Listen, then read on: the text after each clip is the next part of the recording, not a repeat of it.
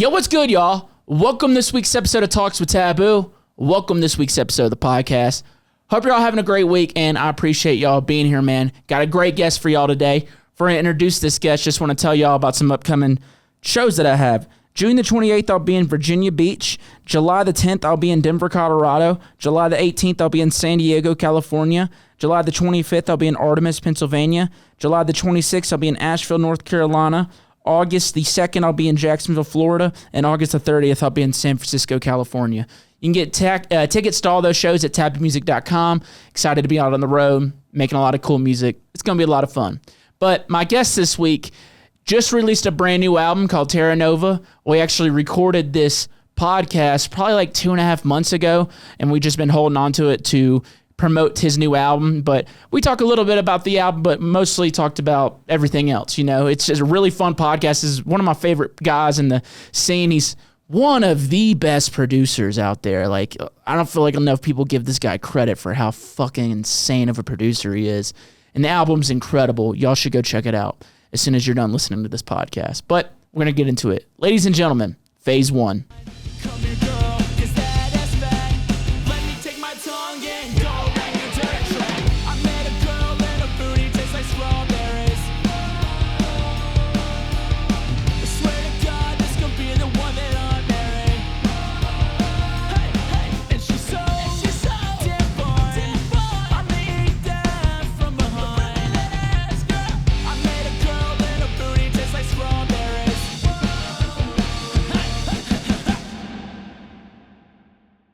Some real Colorado shit, right? Well, I guess so, man. We're getting you pretty learnt over here, brother. Okay, it's starting to stop. There you go, dude. Yeah. Hey, Andre, you can turn your mic on too.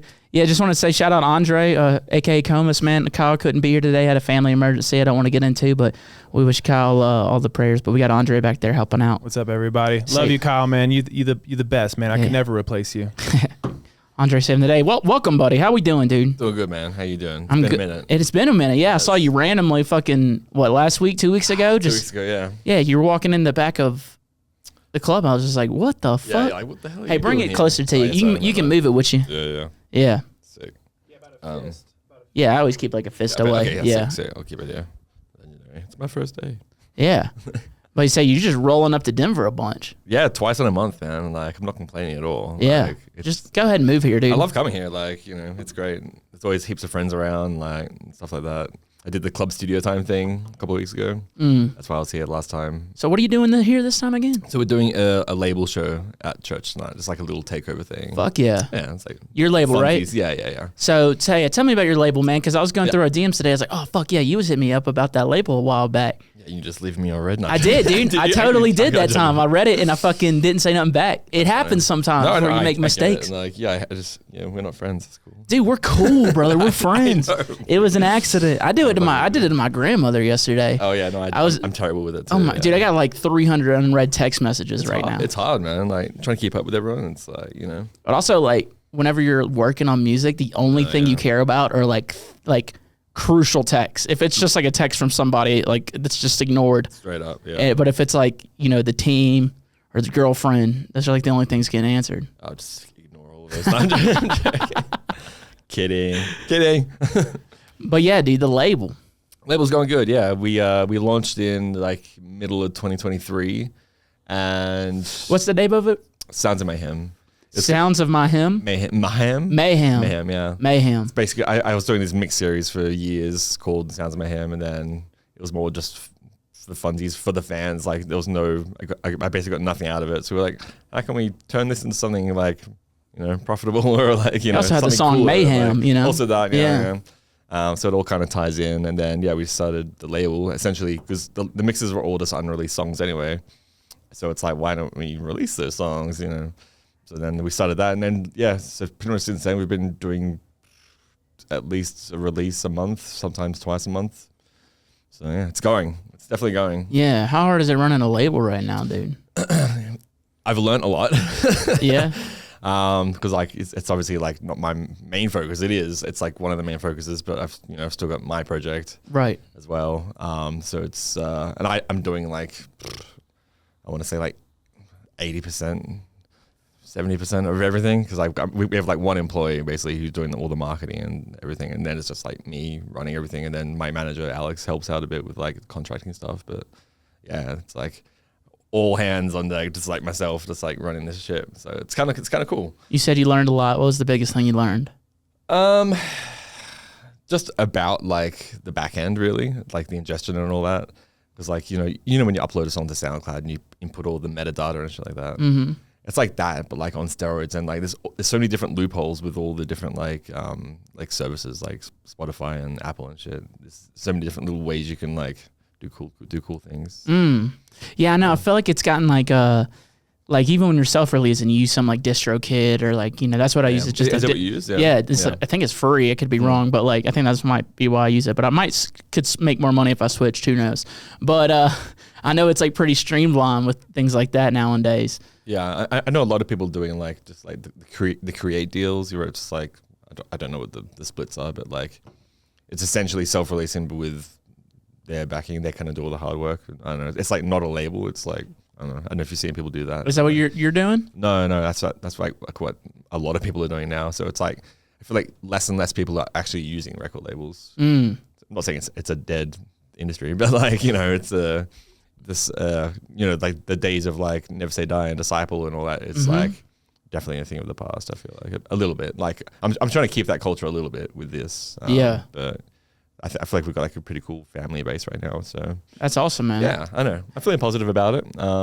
And worst case, whatever. It was fun, Yeah, it was fun, dude. You don't know unless you try. No, exactly. Yeah. And like, we're a year and a half old now, so it's so far so good. Infancy, dude. I mean, how many years did it take PhaseOne to take off? You know what I mean? Yeah, no, exactly. Well, I'll go ahead and answer that one. That's a good question. How many years do you think it took for PhaseOne to actually gain some traction? I started the project technically in 2011, but like didn't really do anything serious till like 2013, 14 probably. Yeah, I think 14 was my first EP release, but then like did a couple of like bootlegs and stuff like before that, just trying to figure out what I wanted to do, I guess. And it was probably like around 13, 14 where I was like, I miss playing my metal band. Yeah, fuck yeah, dude. So I was like, why not do both? Oh yeah. I miss it all the time, man. Just jamming with the fellas. You've got your drum kit over there, right, dude? Yeah. I miss jamming with the fellas all the time. I know, man. it is fun. It's just like, that's just like, I just remember being a kid, like getting out of school. Everyone's coming over, like, we're going to jam. We're going to right? Every single day, damn near. Good. And then you become an adult and it's like, oh, we've all got 9-to-5s and girlfriends and shit. And it's like, you can't find time to even like practice. Right, dude. It's a fucking nightmare. Let alone like creative differences or whatever, that was the hardest part, I felt like. Dude, I mean, how many fist fights you think you've been in with your band members? Over the years, be honest.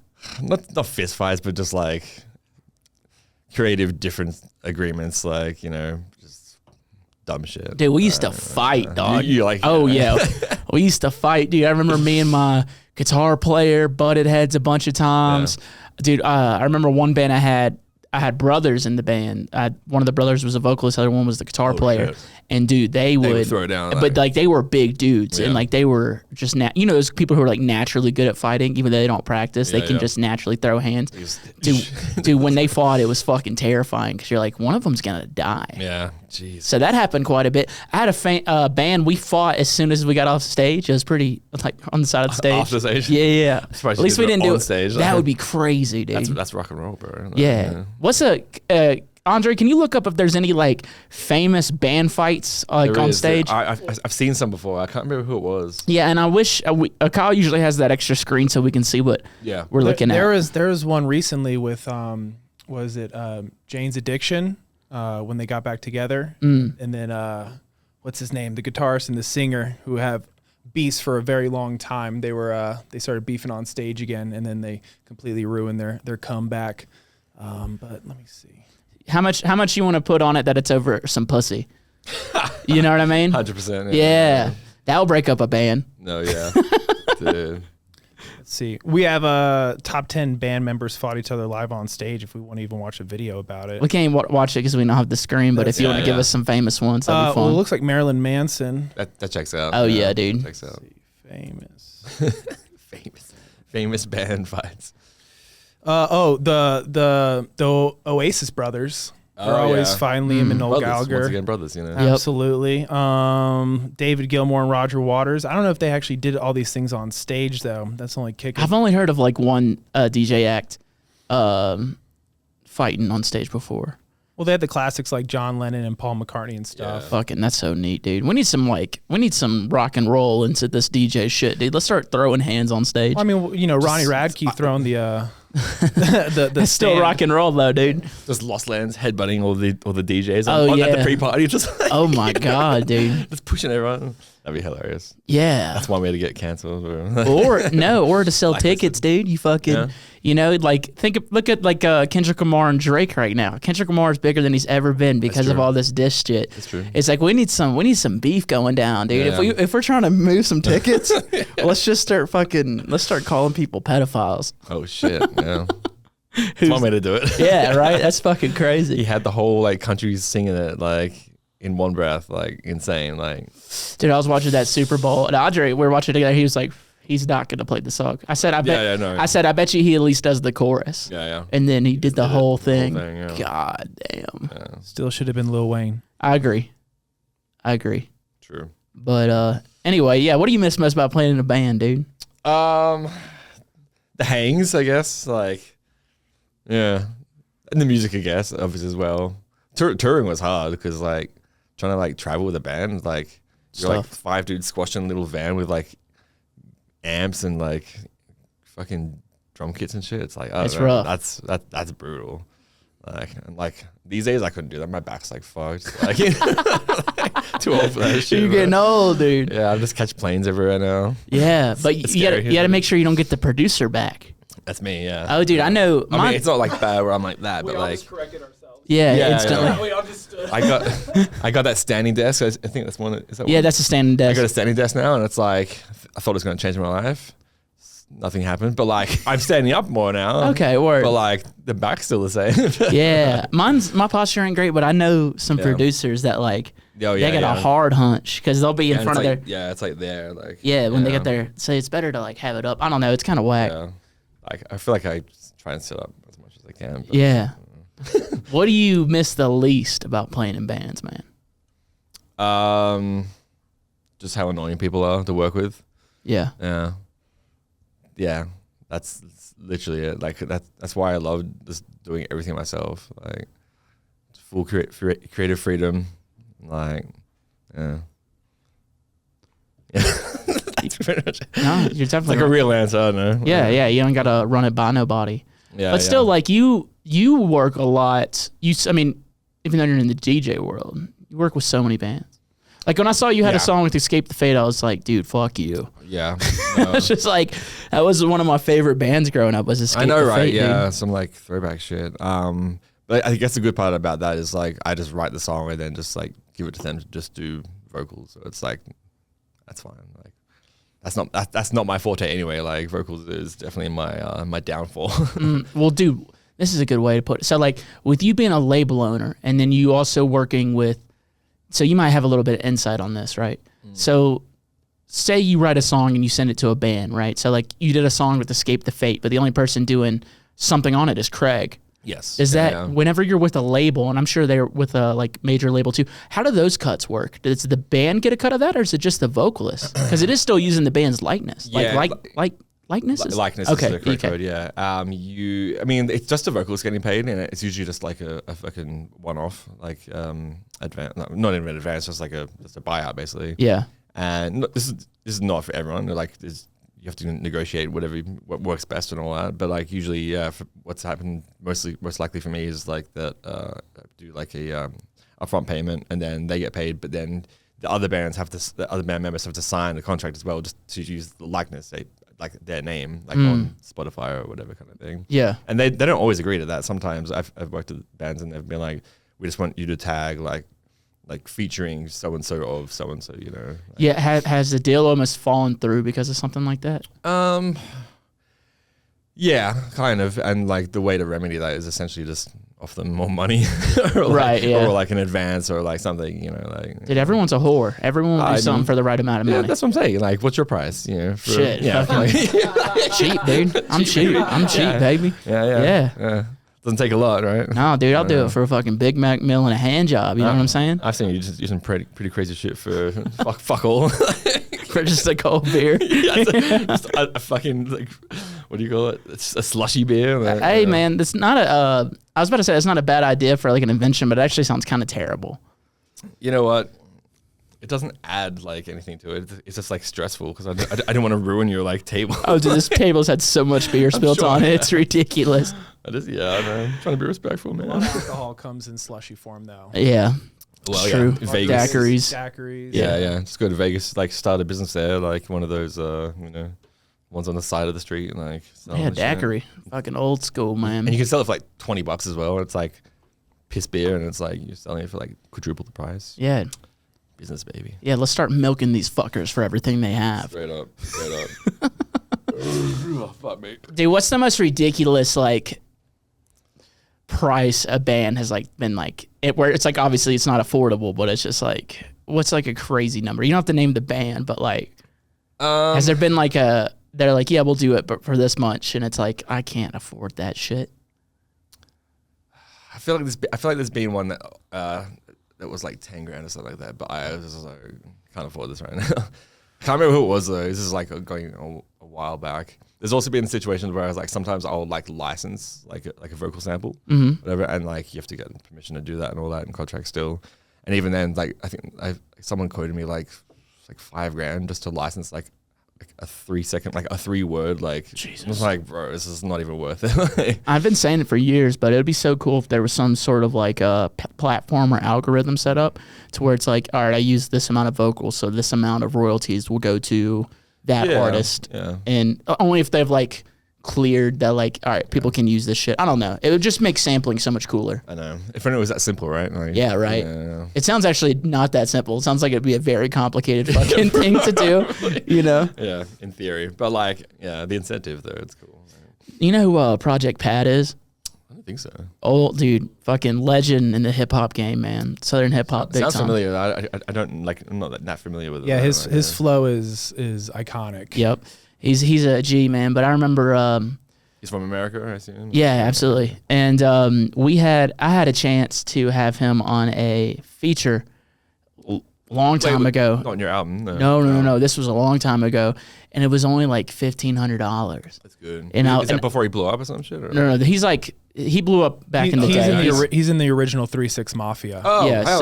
Okay. Wow. Yeah. So he a G, but like But it was so long ago. I think I had like $200 in my name, and like I think about that almost every other day about how I could have had Project. It's an investment, you know. Yeah, how I could have had Project Pat on a song. So you didn't get him? No. No. I couldn't do it, dude. I was too poor. I was very poor. Gotta get a loan for that shit. I know, man. I didn't have a label to help me out, or I was just fucking trying to figure it out, and it just fell on my lap that hey, dude, we could get this, and I was like, I can't. Yeah. I feel like the rap game is like a whole different thing as well, because like a lot of those guys, especially like the older ones, like they're just happy to still be fucking getting stuff, you know, like production, like people wanting to work with them and stuff. Like I got fucking Bone Thugs for free. That's so you know what I mean? crazy. And I got you know what I'm saying? Like crazy. I think I remember texting you when that song came out. And I was like, dude, fuck you. I mean, that was like 7 years ago, but still. I think I remember texting you when that shit came out. I was like, dude, I hate you. That's so cool. It's such a random thing. And then same thing with like Young Buck, like, you know. Yep. For free? Yeah. Yeah, I'll say shout out Al Capone, man. We had a mutual friend, so that probably helped. But like, I don't know, dude. Like they could have been like, we want money. Like we want more money. Yeah, moolah. Yeah, dude, fucking shout out Al Capone. He's a G down in there in Memphis, dude. The rapper, man. He's a Memphis legend, dude. Fucking legend. I got him on 2 of my tracks, and he's just happy. That's awesome. I got to bring him out to Red Rocks too. Did you? Yeah, it was fucking cool, man. That's so sick. Yeah. Did you bring any special guests to your like mission show as well? No, and I wish I would have, but like with doing a bus tour, the expenses were so ridiculous that like the bus alone is like insane, right? It's ridiculous. So it's just like I had to save anything I could. I like cut corn, like, you know, save $1 here, save $1 there. So saving money on the flights and hotels, and I just had to do it just because of the financial burdens of a bus tour. Dude, yeah, I've never done one like personally. Like I've been on a bunch, but like never done my own one. So I can't imagine like it rules. I will say know it, it's awesome. it fucking rules. Like the travel aspect's the best. Like you just get on a bus, wake up in a new city, like don't have to deal with airports and all these plane crashes and shit. Oh wow, dude, that's a wild fucking topic right there. All the plane crashes. See that shit? Let's dive in. Dude. Let's go deep. Conspiracies. Yeah, Andre, can you look up how many crashes have happened like just recently? In the last like 2 weeks? Like yeah, it's kind of nuts. I can name like 5 off the top of my head. I know like an American airline. I know Delta just happened the other You day. saw that one in Toronto, the flip? Yeah.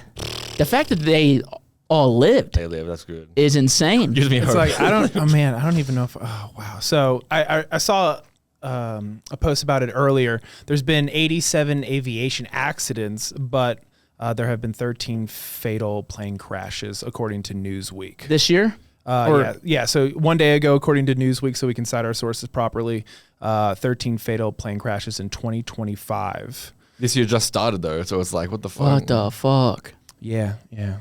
Yeah, dude, I gotta get on a plane tomorrow. Yeah. It's okay. Where you going? I'm going to Seattle. I got Seattle and Portland this hell yeah. weekend. Yeah, good combo. Yeah, last stops of the tour.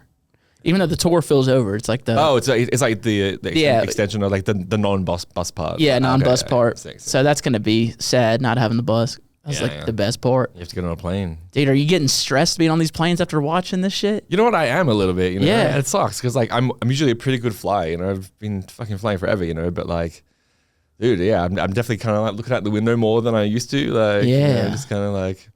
I've also like the last 2 planes I've been on, I've had like really bad turbulence. So I'm always like, just like I wouldn't normally be like that, but like now I am just because of all the news. Right.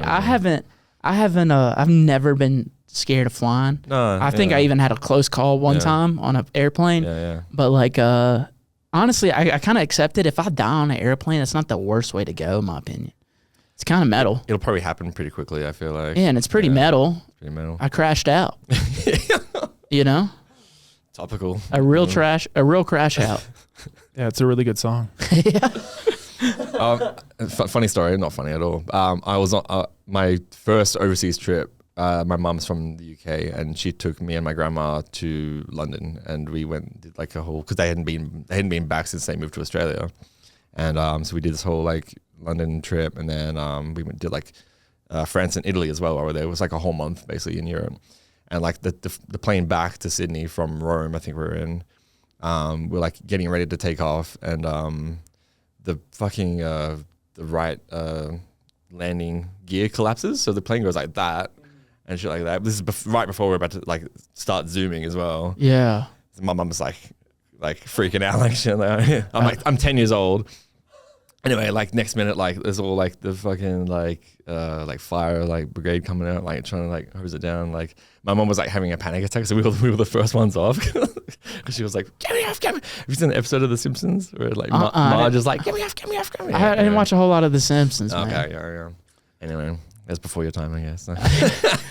I know. Kids these days. No. I mean, it's still running. It's one of the longest running television shows of all time, if not the Still going. longest running television yeah, show. let's fact check that real quick. I'm I think curious. it started the year I was born in 1988. I'm old. But, You're still kicking it, dude. It's still kicking it. I'm still kicking it. You know, That's what I'm saying, dude. Yeah. So yes, The Simpsons are the longest running American animated series sitcom scripted primetime television series. First aired December 17th, 1989. And I had the first 10 season box sets. I used to buy from Borders. Yep. I'm a big Simpsons guy too. Anyway, so yeah, we got off, and then, but like, it wasn't a plane accident, but like, it kind of was. Like, Yeah. Like, we got back to Sydney, like, after like a whole fuck around, like, getting on another flight and all that. And there was like news cameras and like interviewing us and shit like that. And, like, it was like, Wow. it's like a thing. Did y'all get interviewed? Yeah, I did. I was on the news, like, as a 10-year-old, yeah. Hell yeah. I would have said fuck her right in the pussy. You know what I mean? I'd have brought it back right then and there. Or like, fuck her right in the pussy. You know the video of the dude at the lottery ticket? It's like, what are going to happen if you win the lottery? Well, probably a bunch of hookers and cocaine. I shouldn't be on the news, you know? I mean, I was 10, so I mean, I was probably just talking about Pokemon cards or some shit. Dude, if a 10-year-old... Check out my Charizard.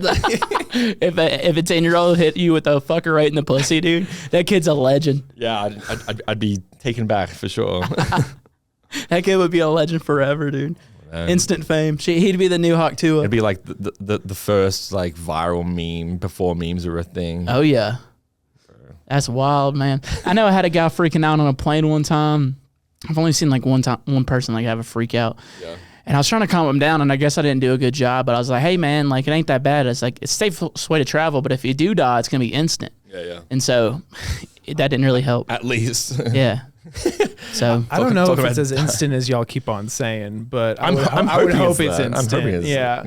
I guess it depends on the circumstance. Yeah. Right? it's like that Shane Gillis bit where you know you're just going down and start calling people you hate. Start talking shit. Yeah, I saw that. Yeah, it's hilarious. And then you just survive. And then survive. You're like, oh, fuck. That's my stepmother's gonna kill me. Yeah, do that type of shit, man. Yeah. I don't know, man. So Australia. Yes. How far? Have you been? You haven't been before, have you? I haven't been. We had some shows booked in 2020. And then COVID. And then in COVID. And then I think we had like 2, maybe 3 booked Makes sense. out there. How often do you go back?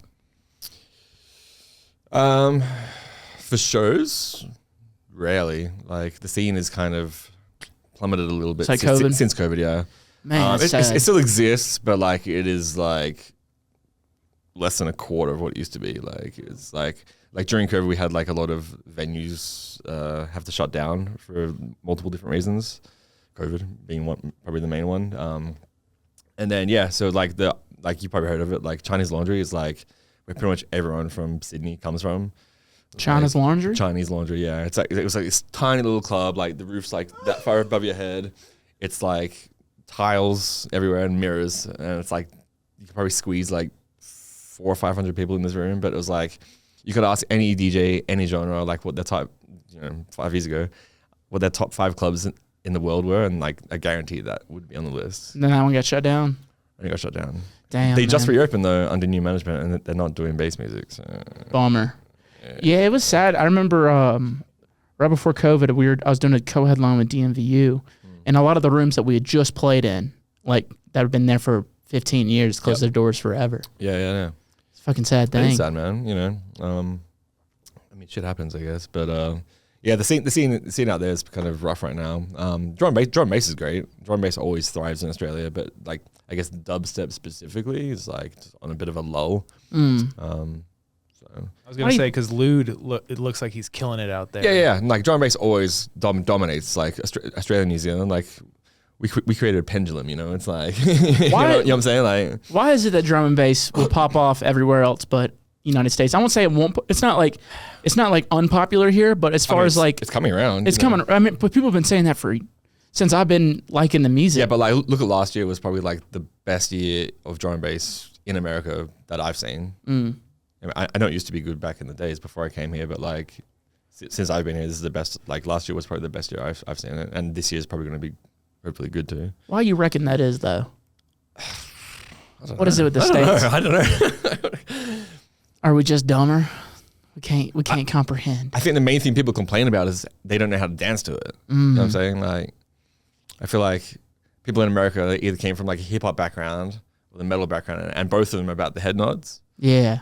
Where drum and bass, you don't do that. It's about the energy. Oh, yeah. You know what I'm saying? So I feel like that might be where the disconnect comes from, just from like the scenes that you guys are used to, I guess. I don't know. Like, dude, it does take a lot of. It's always been huge in Europe and like always been huge in like Australia and New Zealand. Mm-hmm. It does take a lot of fucking energy, man. I know. I saw Black Sun Empire one time, and I was on a lot of Molly, so like I already had extra energy, and like I remember at one point I was just dancing so hard I had to stop, and I was just like. And I was only like 15 minutes into their set. I was like, holy shit, dude. Still got another 45 minutes of this. And I'm talking about I was high as shit, too. Yeah. Your heart's like racing. Dude, I was sweating I was outside in Atlanta just. Jeez. Bet you saw Black Sun Empire in Atlanta. Fucking ruled, dude. It fucking ruled. That's sick. It fucking ruled, man. I'm a slut for it, man. I'll tell you that. That's great. Yeah, I fucking love that genre. I still produce a little bit of it. Right? I've got one drum and bass song on the album, which I'm pretty sure I sent you the album. You didn't send me the album. It's okay though. You can though. I'll send it to you. At least I'd love to listen actually. Yeah, It's a really good album. I got through, did you got through about check it out? 75% of it. Sick. It's fantastic. Big fan. But I've always been a big fan. And the album's out right now? No. doesn't come out till the end of May. How'd you get it, Dre? He shoot Bro, see? he gave it to me at the fucking club. Oh hell yeah! Also, we shouldn't put this podcast out until around that time. So that around that time. Because we should talk more about the album, maybe. Okay, whatever you want, buddy. We can hold on to it. Whatever works. Yeah. Yeah. So you got an album coming out. Got an album coming out. Yeah, I basically took most of 2024. Yeah, last year was 2024, right? Mm-hmm. Kind of can't keep up anymore. I basically took the year off to write the album. I probably did like 2 or 3 shows a month still, but like no like scheduled tour or anything. It was just like spot dates. But yeah, moved house and all that. So like it was a big year last year. I got another dog too, so it was like a whole thing. But yeah, wrote the whole album. Just finished it like in the last couple of weeks, and yeah, it comes out this May. And yeah, so we're going to be doing like a big like tour off the back of that. So yeah, it's like the first like tour I've done in like a year and a half. So Yeah. yeah, definitely overdue for it. But yeah, Man, taking that much time off.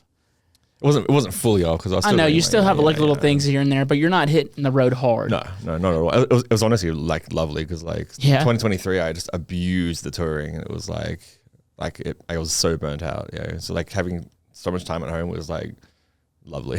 Hell Like, yeah. Yeah. You got any before I get into the burnout part, but you gotten like any sick because you work with a lot of fucking bands I love. You got any good ones? There's an Aussie band called Make Them Suffer. I don't know if you know. I've heard that name. Yeah. Very, very cool. They're blowing the fuck up right now, which is good. They're from Perth, I believe, and yeah, really, really, really talented band. They've got essentially 2 singers, like a female vocalist and a male vocalist. The female vocalist also plays the keys and shit. Hell yeah. Live. Yeah, really fucking cool. Another band from Sydney / Auckland. They're like a couple of the members are Kiwis. They're called Banks Arcade. I know you might have heard of them. Yeah, they're fucking sick. They're on the album. What else we got? A smaller band from Melbourne. They're called Future Static. So they're really cool, but like they're still on the come up. But like amazing vocalist. She's like a trained like opera singer kind of thing. Oh like, wow, mental. Yeah. Super cool. Who else we got? There's a drum and bass collab. Collabed with Flowidus. They're like an Aussie. There's a lot of Aussie bands basically. yeah, dude. I like to keep it homegrown a bit, Hell so, yeah, like, your patriotism to your country, I respect. It's the same with the label as well. Like I feel like 80% of the artists we release are Aussies as well. Yeah, It's cool. Yeah. Australian metal's fantastic. Oh, Australian metal's I insane. mean, Yeah, you got yeah. Parkway, you got Thy Art Is Murder. Like Yeah, no, exactly. Yeah, North Lane. You got fucking it's Wake. There's so many, dude. So yeah, we're very blessed. Everyone's like, "What's in the water over there?" Like, that's like some killer comedians a too, lot of man. metal. that's true. Yeah, we got some. I mean, everyone knows Jim Jeffries. Like, he's probably up. James McCann, dude, he's on the come up right now, that's dude. True, that's true. He's fucking funny as shit. They got some good ones, man. Yeah, no, yeah. There's some good. It's like the arts are great out there. It's just like like it gets overlooked a bit. Like, Yeah, do you think like those bands? Because it's like how many? And I don't know the landscape of Australia that much, so forgive me if I sound ignorant. Yeah. How much touring can you do out there as like a band or like an artist compared to like out here in the States? I mean, when you talk about like cities, you've got like Sydney, Brisbane, Perth, Adelaide, kind of. That's kind of it. And then you've got like you can go to Auckland and like that's kind of like it for like what you would consider the A markets in Australia. Mm-hmm. But then you can do some regional stuff as well. But it's going to be like tiny venues kind of thing. Like, but yeah, there's not much like. If you can go out there and do like 7 shows, and that's like a good like Australia New Zealand tour. But like if you have a good agent, they'll get you some stuff in Asia while you're there as well because it's so close. Yeah. How big is Australia compared to America? That might be the dumbest question I asked today, but Well, landmass wise, it's like pretty similar. Yeah. Really? Yeah. Just not as I populated? think it's like slightly smaller than America, but like Sydney to Perth, it's like flying like LA to New York.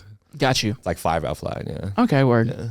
It's fucking massive, and like the entire population is basically on the coast, so it's like you have like a lot of nothing in the middle, and like just desert and shit. You got like small towns and like cattle ranches and stuff like that, and farms, but like nothing. Like You get in the nothing wild, big. you Like, start fucking around with some kangaroos, man. So all the videos you see online, that's like it's all from the buttfuck nowhere. Like Yeah. like you never see that shit in the cities. Like Dude, I got on a tip one night just watching a bunch of fucking crazy kangaroos. Those things are scary. You must have seen the video of the guy punch. Well, everyone's seen that, but I forgot. I saw some other video where it just made me start watching. I was watching this. There's this YouTube channel. I forget the name of it, but it's a lady who runs it, and she does an amazing job. Where she just talks about an animal for 30 minutes, and she does a great job. Dude, kangaroos are fucking terrifying.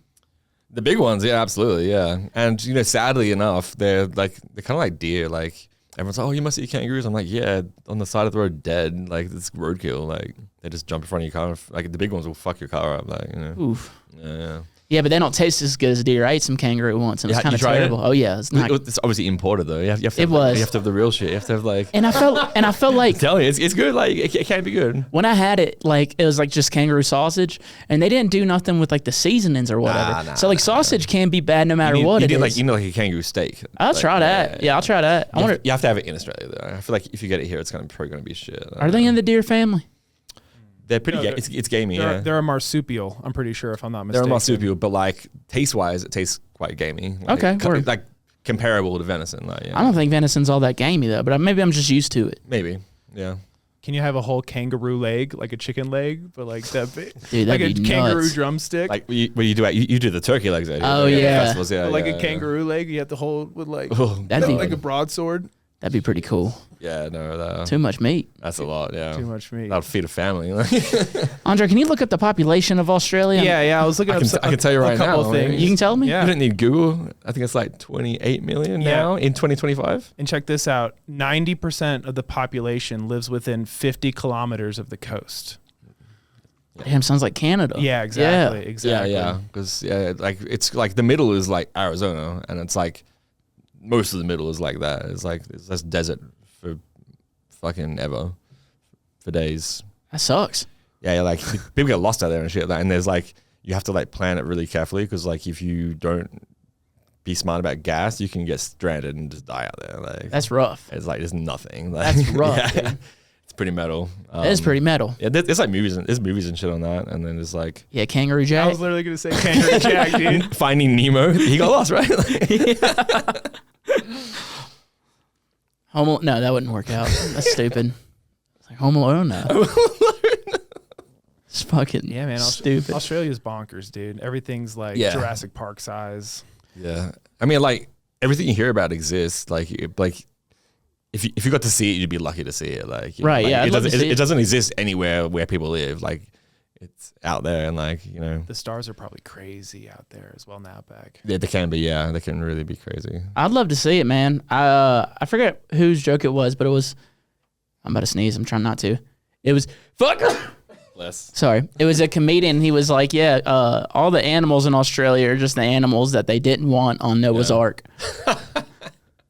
You know, Going, yeah. Yeah. No, that's true. That's true. Yeah. There's a lot of fucked up shit for sure. it's wild how different the animals are there. Yeah. You know what's funny though? I've seen more snakes in LA than I've seen in Australia. I'm sure. Yeah. In the wild. Yeah. I've seen, Like human snakes, like people stab you in the back because it's LA. oh, burn. Yes. No, dude, I saw two snakes fucking on like when you do the hike up to the Hollywood sign. Yeah. I saw two snakes like fucking. They're like wrapped around each other and they're like doing it and shit. And we're like Was it hot? a little bit. Like, Hell yeah, dude. I was like, I'm sending this right to fucking Pornhub, you know? Yeah. Save this. Put this in the spank bank. Yeah, you know? dude, yeah. Yeah. Yeah, I don't know. I was kind of like, ugh. And then like, and then they kind of fucked off because there's those people around, and then. Oh, dude. Yeah. But I saw that though, like, They're and that's camera definitely what shot. they're doing because we googled it. Like, Oh damn. you can fact check that. Eh? That's They crazy. like rap and like do the thing. I don't know. I wonder how big of a win. You know, I don't know how it works, but they something happens amongst the. Do you really want me trying to Google snake penis? Yeah, I want to know what their wieners are I want like. to know what else is on your search history. Yeah, that's my computer, so Lord knows. lots of messed up shit. Yeah. So I want to know like if they got like wieners or whatever. Well, I googled snake penis and it says hemipenis, which is some sort of inverted penis. How many? Oh, wow. The next question is how many penises do male snakes have? So apparently they have 2 penises.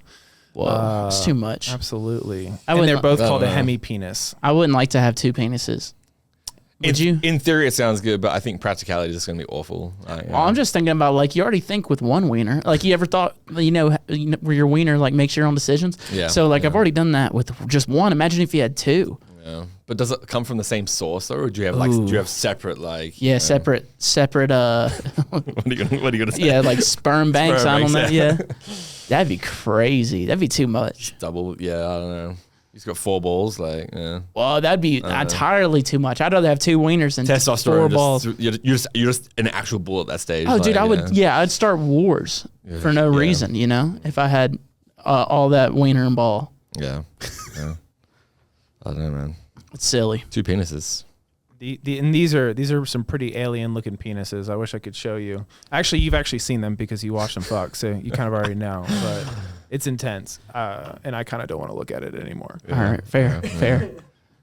That's wild though. Well, yeah, that was a great conversation. Yeah, hell yeah, man. You never know what's gonna happen. Yeah.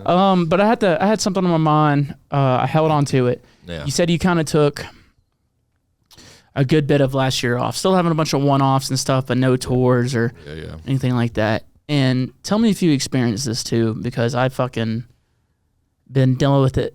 But like whenever I have too much time off, I feel like everything is failing. I feel like the project is doomed. Yeah. Everything sucks. Yeah.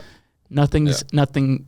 Career's over. Mm-hmm. Yeah, I definitely had some of those moments for sure. You know, like, and it's just a mind over matter thing. It's like it's just you getting in your head about it. Like, Yeah.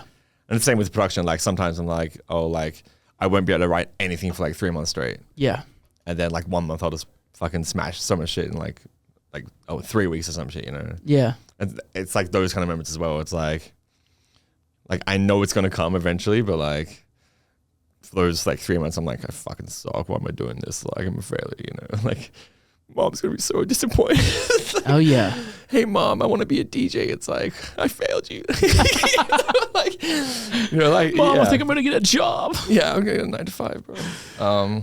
Yeah, I know. It's like, you know, I'm joking, but like it does kind of play into your mind, Bro, like, obviously, you know, it it's puts you like, down. Yeah, straight up. And it's like I feel like that's the battle of being a creative. Like it's always the ups and downs, and I feel like there's probably more downs than ups. Like the ups are great, but that's what we live for and why we do this. But we have to go through a lot of downs to get there, you know. So many downs. Dude, like it's insane. I can't believe I haven't thought of it until you just said it. It's mostly downs. I know, and That's so sad. But like, what makes it worth it is the wins, like, or the the times where you're like, oh, like the ups, you know. Right, dude. Your team will suck for 30 years, but you finally win a Super Bowl, and you're like, worth it. Yeah, straight up. Yeah, so I think that's a good analogy. Maybe. Yeah, that's helped me understand it. You know, Football. Yeah, hell yeah, man, dude. Yeah, fucking. It's wild how like I'll put a lot of my happiness on how I'm doing in the studio. Yeah. So like I think it was Tuesday. I came out the studio, wrote something great. I'm in the best fucking mood. Yeah. And I noticed I'm in a better mood because I had a good day in the studio. Dude, and then whenever I have a bad day, my mood be down, son. Yeah. Do you have the moments where you think you like the day you wrote the good song and then like a week later you listen to it and you're like, this fucking sucks. Oh yeah. Fuck yeah. Yeah, and that's almost a worse feeling because you're like, oh, I just wasted my time. Yeah. It's a whole lot of time wasting we got going on. No, it feels like it sometimes. Like sometimes, like, you know, our job is to open Ableton or whatever you use and like sit down and do that. And like you can do that every day for a week and like nothing happens. It's like, what a waste of a fucking week. I could have done this, that, something, you know, far more productive, or like could have fucking worked out. Could have done something for my health. You know. It's like, didn't do any of that. Dude, yeah, I wasted time sitting there doing beep boops. Like, you know. I treat it like a 9 to 5. Yeah. So I'm in the studio every day from 9 to 5. That's good. Yeah. But there will be those weeks. Yeah. Where it's like I put in 40 hours this week. Yeah. Straight up. And did not write anything worth a damn. Yeah. But that's the game, bro. Why'd we choose the game? I don't know. I love it so much. I'm it's at this point I'm just so fucking far deep. It's like I just Yeah, like, you're too you know what I deep. mean? Like this is my career. Like, you know, this is it. Like This is it or I'm homeless. Yeah. It's like do this or like get like a fucking normie job. I don't fucking know what to call it. Like, well, luckily, how do people live these days? I don't know. Like, it's tough to live these days, brother. I'll tell you that. It's tough. Yeah, it's tough living these days. Luckily, you're fucking such an amazing producer and engineer. You'll never have to fucking worry about any of that. Yeah, fucking sick. Have you had? I'm just fucking stroking you off right now, dude. We're putting ourselves down for a second, dude. I know. That might have been- We should bring each other back up. Yeah, dude, you're fucking dope. I need to tell a story about you because like the first time I actually met you, you were a promoter in fucking Jackson, Mississippi. Yep. And you booked us in 2017. Yeah. And you were this guy, and you were like, "Hey guys, can I show you my music?" We were like, "Yeah, whatever, kid." No, I'm kidding. No, No, dude, you weren't kidding. That's such a real thing. Can I show you my music? Yeah, I guess. no, but we were like, "Yeah, of course." Like we let you, and it was fucking sick. We were like, "What the fuck?" And then look at you now. So you know what I'm saying? Like, Funny story. That's exactly how I met him as well. Yeah. Yeah, booked them out to come play in Jackson, dude. I was trying to bring everybody in. Yeah. And yeah, it's funny because like that show there was like just like 10 locals, and that was it. Like, Dude, yeah, it was a Wednesday it was a Wednesday night, and it was just like in Jackson, it was Mississippi. like Susan from like she lives down the road, and like she was like 60 years old, and then I was like Robert, he was like fucking in his 70s. It was amazing. Like, Yeah, dude, it was a wild night. I remember whenever we got the offer to book that tour, Yeah. I remember telling the agent, "You don't want to do this." Yeah. I remember telling the agent, And at they the brought the time, whole big rig into there. Like Dude, it was like spent, half a million dollar rig. setting up. Like, I remember them bringing it in and then like turning on the sound system. I remember the owner of the club, it was like PKs and shit. It was, Yeah, like, it was that- like a fat rig. like yeah. light bulbs were falling out. The owner of the club was like, "Turn it down," and it wasn't even like 10% on. I was like, "Oh, this might be bad." Yeah. But luckily, we didn't have to get it so loud just because there was nobody there. But I just remember telling the agent, "You don't want to do this," and they were like, "We have faith in the." I'm not gonna say the headlining artist's name, no, but in yeah. this brand. Yeah. And I was like, "All right," because it was like an expensive tour, but they're like, "We'll do a door deal." I'm like, Yeah, "Oh yeah, shit, it's cool! I get to say I brought this person to the Jackson." Yeah. Promoted it as best I could, dude. Mississippi on a Wednesday. Good luck. Yeah. It was fucking whack. But like, but I'm glad it happened because I met you. So Hell yeah, man. Good times, brother. know, Fuck yeah. That's that the only time you've been in Mississippi? Yeah, one at any time. Yeah. Yeah. Anything stand out to you? Other than like the show was shitty? Walking into the venue, I felt uncomfortable. Like, we were getting some looks, like, you know, like these city folk, you know. I was like my white dude, you know. Like, I got nothing to complain about, you know. Yeah. But like, I walked into this place, I'm like, all right, we're getting some fucking looks right now. Like, Oh yeah. you know, like, They're like smoking cigarettes inside yeah, too. it's like everyone's looking at us being like, all right, like these city folk around here, like, you know. Yeah. Who are these fancy guys on the big old bus? Yeah, I know, right? Yeah, it was interesting, but we were good. We had fun. Whatever. Yeah. It's a story. Yeah, I'm glad it happened too, man. I'm glad I got to meet you that time. Yeah. It was cool. I forgot who I was interviewing company. Yeah. That was a good time, man. I got to meet a lot of folks doing that. Yeah. It was tough. Being a promoter is tough, dude. Yeah, I've never done it, so. Bro, you think being an artist is tough? Yeah. Imagine what a promoter has to go through nowadays. Yeah. Like, I can't tell you how many promoters I talked to on the tour Yep. who were like, "Dude, we're so happy this happened. It's been so rough. Yeah, like, this yeah. is the best show we've had in blah, blah, blah, blah, blah." I'm like, "Damn, how many shows have you been doing?" They're like, "A lot." I'm like, Yeah. just losing your ass. Yeah. It's rough, man. Like, I mean, like, I feel like everything's so saturated right now, so it's like. Not only that, people will be broke, son. Yeah, no, straight up. Like, Yeah. I don't understand how like the people attending can afford to go out like every fucking week and then also do like fucking all these festivals as well. I'm like, dude, this is like all your money is just going towards this. Like, Right. like, thank you, respect. Thank you for the money, but like, holy shit, like, how do you do that? Like, I felt like it used to be obtainable remember when festivals were like $200 for the weekend or something like that? I don't remember those. Okay. Or like, like $250 for the weekend, something like that. Now it's like, $600 to $800. And it's like, all right, that's huge jump. Yeah, OG Electric Forest was like, with camping and ticket was like $400. And then there's pre-parties and like Afters. after parties and they'll cost more. And then there's camping and then there's like VIP and like all the things. Like, all Did the you say peeing? VIP. I thought you said, VIP. I thought you said peeing. And I was like, oh, fuck, it happened to me. Dude, There you go. But look at that. Look at that technique. Look at that technique. That's what you, We're even, Look dude. at that technique. that's what you fucking get. Well, I say technique. He didn't get any on the table. Yeah, I did not actually. And I did.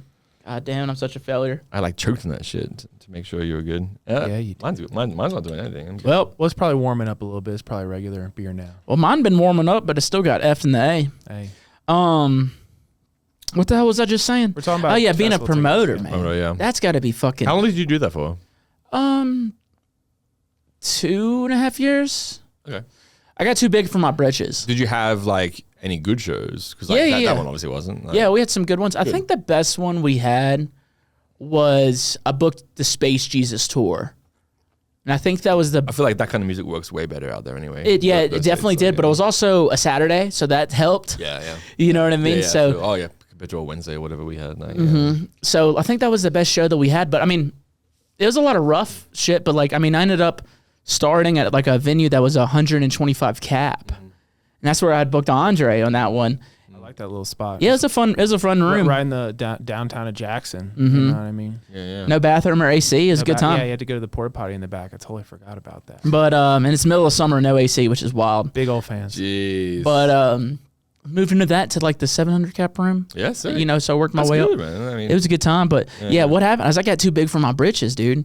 I tried. Was it just you like doing it? No, so it was just me, and then I ended up getting some partners, just because it's like I was the only promoter in town, and then these guys kind of moved in. We're booking an Illgates block party, and they were standing outside of one of my shows handing out flyers. I'm like, who the fuck are you guys? Yeah, like, yeah. I was Never like, heard of it. Like, I've never heard of you guys. Yeah. And we linked. I helped them promote it, and then we just became business partners. Sick.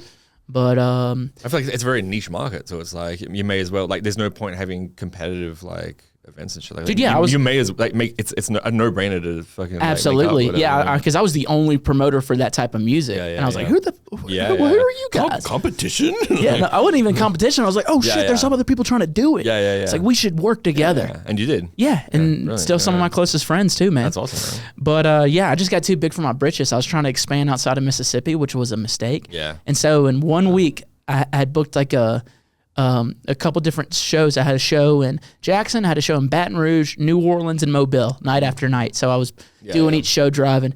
Dude, I lost my ass on every single show. Yeah. Every single show. And I was like, I'm done. I'm not trying to be a promoter and an artist.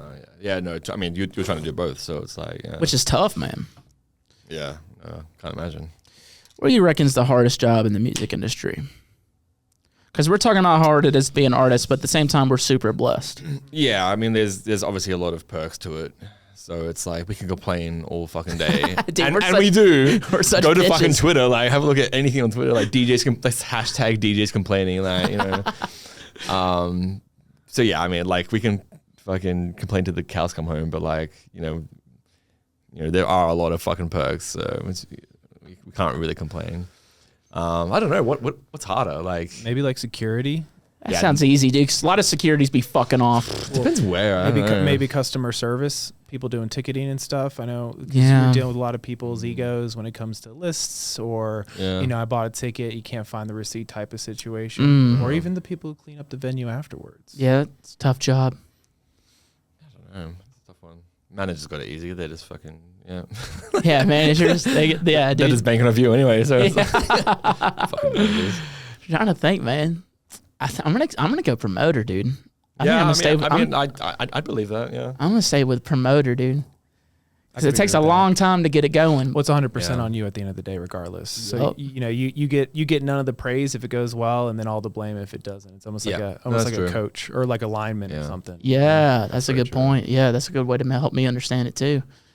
But then these promoters are like your job title is promoter, but then they don't promote the show. So it's like, yes, you're not doing your job title. Like, you know, yeah, they're just trying to lose money. Yeah, it's like, yeah, you don't like money. Like, what are you doing? Damn, man. Yeah, I don't know, it's weird, but each to their own, I guess. Yep. What's something you've been doing lately to make you feel good, dude? Doggy time, play with my pups. Yeah. Yeah, got 2 little dogs now. Yeah, I know. I want a dog so bad.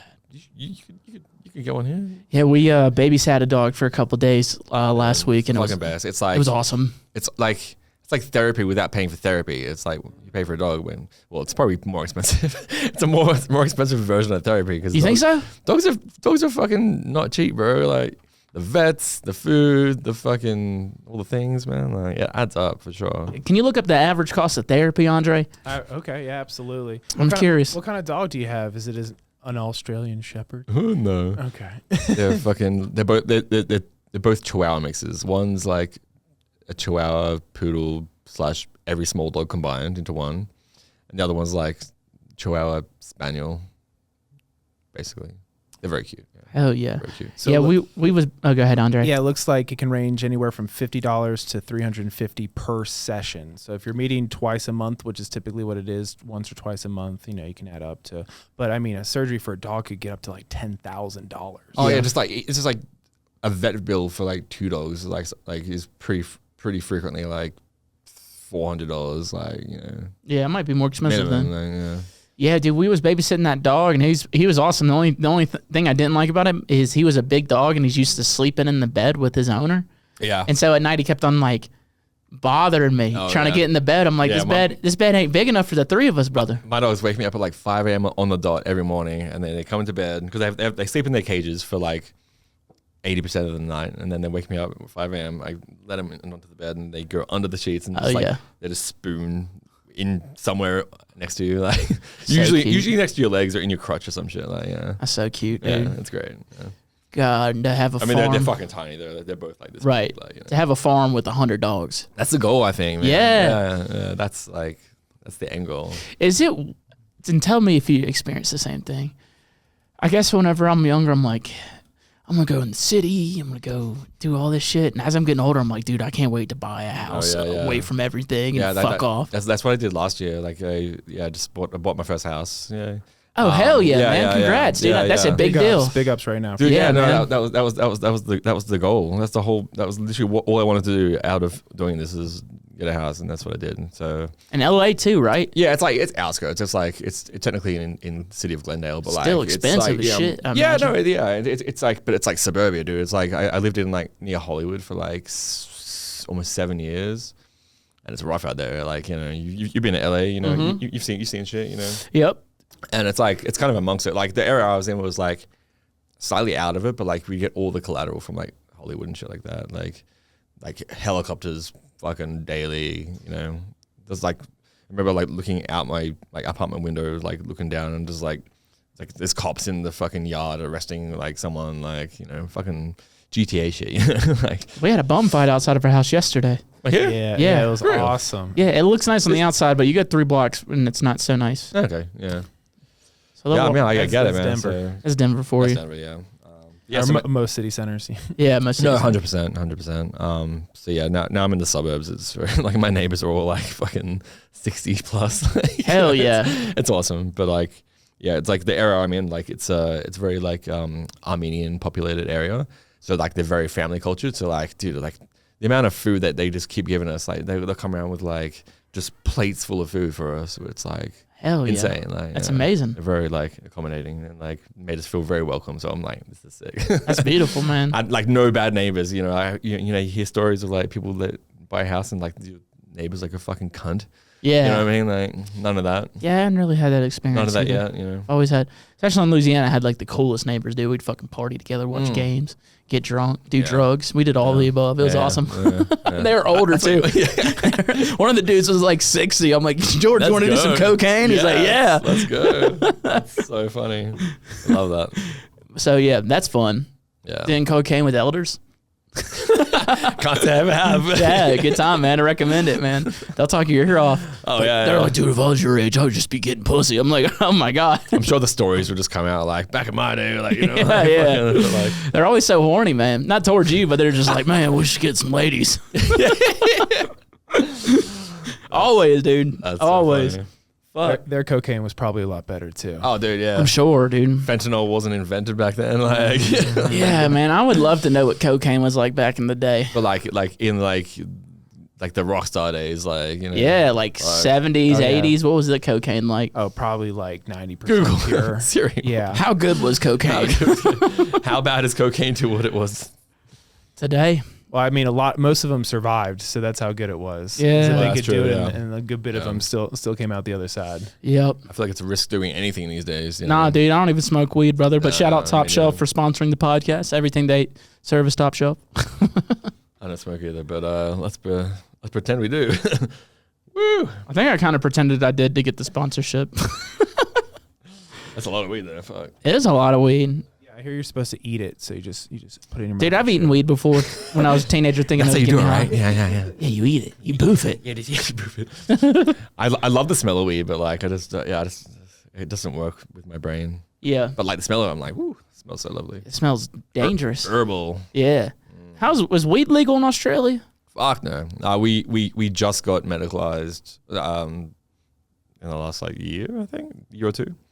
So you can get like a medical certificate, whatever, and like get some shit. But like, yeah, I feel like we always kind of follow suit from America like 10 years later. Like, Yeah. we're always like a little bit behind for like that kind of shit. Like, Dude, I went back to Mississippi for Christmas, and it's crazy. They got medical in Mississippi, for real. which is the craziest thing to me. It's only a matter of time before like it's statewide. You know? Right, but it was just like, that's just so wild to me. I thought it was going to be one of the last states. Exactly, yeah. It's like my stepsister had a medical card, and I was like, what the fuck? This is nuts.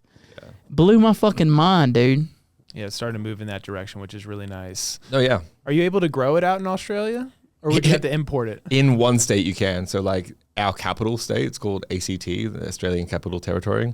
It's a state within a state. It's like New South Wales where Sydney is. It's like this tiny little bubble. It's basically like the Washington DC of like Australia, and it's like very, very small and like it's kind of in the country.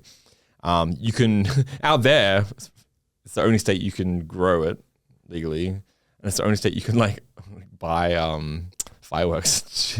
Yeah. Damn. Yeah, it's fucking weird. Like Canberra has like it's the only state that has like its own like exceptions for like laws and stuff, and it's weird. That's fun. Politicians, Like some classic. native land or something where anything goes or whatever. Yeah, something like that. Yeah, it's like a fucking boring town as well. So like I guess I get it. They need the fireworks. For Yeah, some yeah. entertainment. Dude, you Weed gotta- and fireworks. Like, well, yeah, this is a great Wednesday. All right. Dude, if you go to a boring town on 4th of July or fucking New Year's, it's going to be the best fireworks Yeah, show you've probably, ever yeah. seen, Yeah, no, dude. straight up, It's yeah. going to be just some redneck with $500 worth of fireworks for the neighborhood to use. Yep. We had a lot of those, man. It was awesome. Sure. Yeah. Yeah, it fucking ruled. I mean, you probably, out in LA, you probably have seen those large firework displays across the entire city that they have like those drone shots of. You ever been there for that? I mean, like I've been on like 4th of July and like seeing like all that kind of Just stuff. like across the yeah. town. Remember driving back from, it was New Year's or maybe 4th of July? Yeah. And you could just see across the whole entire city. All of just Denver. And it's fireworks. illegal out here, but popping everyone up. be doing it. Oh yeah, no, for sure. Like I know, cause like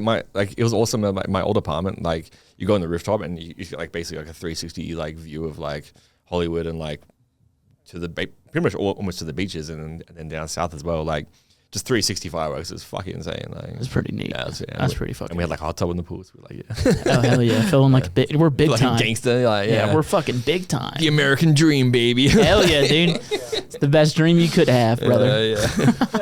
That's what I have when I sleep, brother. But Well, I have wet dreams about America. oh, let's go, dude. Cheers, brother. one up you, motherfucker. Damn, you win on that one. Eagles fly by. Yep, Super Bowl champs. Congrats. What how American have you gotten, dude? Well, I've got my green card now, so I'm halfway there, bro. I know, but Halfway like, there, yeah. so halfway. That green card is It's not citizenship. all right. So citizenship's the next step. Yeah, so basically once in 5 years' time, I can apply for citizenship. And depending on the state of the world, in 5 years' time, I might do that. Yeah, they might. It's hard to say right now. Yeah, they but, might send your ass back. In theory, yeah, well, no, straight up. Like, dude, I'm just waiting for ICE to rock up at my door and be like, you know what I'm saying? You just start do it. You hit them with that American accent. Yeah. I don't know what you're talking about, sir. It's not convincing. I tried. Yeah, you Look at did try. They say Sir. cunt. Oh, you fucking cunts. So yeah, 5 years I can apply for it. In theory, I'll probably do it, but like, you know, you kind of have to judge that as time comes, you know. Yeah. Because like, you know, just got the green card last year, so it's like I want to kind of take advantage of that a little bit, you know. So and it's like to maintain the green card as well, you have to spend 180 days in America every year, which is fine because I live here. But like hypothetically, touch wood, whatever. Like say I have like a family member that needs, you know, I have to go back to Australia for like a year or two, whatever, you know. Yeah. Then they'll revoke my green card. Damn. So if I had citizenship, you know, I could come and go as I please. When you have a green card, because I know like whenever you're here just on a work visa, you're probably paying out the ass in taxes, right? If you live here, it's different. Like if like most people, well not most people, but like like all the artist friends that we have, like they have like O1 visas or whatever, and but like they're traveling back and forth between like Europe and America or like Australia and America like every fucking month. You know, it's like they like first of all the travel, fucking hell, fuck that. but then they also have to pay like, well, they don't have to pay. They get withheld 30% of everything. Wow. But if you live here, it's different. Like, you get like, you don't have to worry about that. Got you. You're getting F'd in the A with that 30. Yeah. So that's. I mean, it depends. There's no wrong or right. Like, if that works for you, great. But like, that's why I moved here, because I was like, I just want to be here all the time and not have to fucking do the back and forth that like I see everyone else do. Because it's like, I love traveling, but like traveling that much, I'm like, it's rough. Well, I appreciate you telling me that, but when I asked you how American are you right now, I wasn't even talking about the green card. We're talking about like, yeah, dude, your habits. You picking up any American fucking habits right now, brother? Not really. Damn it. Like drinking PBR. Like, what's an American habit? Like, I don't know. What do I do? Maybe like, yelling "Roll Tide" after your wife walks in on you cheating on her. I don't know. I don't know. Fucking who cares? Roundhouse. What the hell did you just say? I say Roadhouse. Okay. I just love that. Like, that's where your mind went. No. Mine went Roll Tide. Roadhouse. Like every now and then, like I'll find myself like doing like a slight American like accent twang, and it's like purely subconscious because like I speak to like mostly Americans, and it's like purely to stop them having to ask like, what did you just fucking say? Yeah. It's like, because a lot of people don't understand the Australian accent. Oh yeah. So it's like sometimes I'll subconsciously just be like, oh, can I have a bottle of water instead of water? I would say water. And they're like, Americans just don't get that word at all. It's like they just don't compute, So like on the plane, I'm like, if the flight attendant comes around, and she's like, would you like something to drink? I'm like, I have to say water, otherwise they're gonna be like, excuse me. Yeah. Dude, I have that. I have people who don't understand me in America too, man.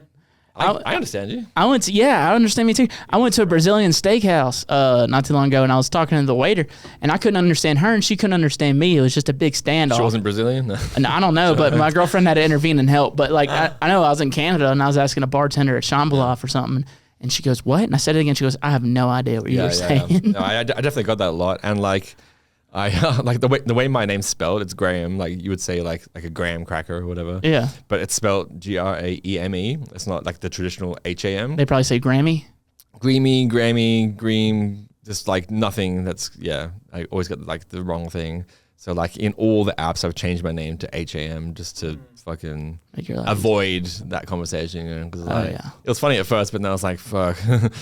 This needs to change. Like I can't be like this. There's only so many times I can say like graham cracker a day to people. Like and so you're like fucking like graham cracker. Yeah, like it was daily, like multiple times a day. It's like it gets to the point where you're just like I want to kill myself.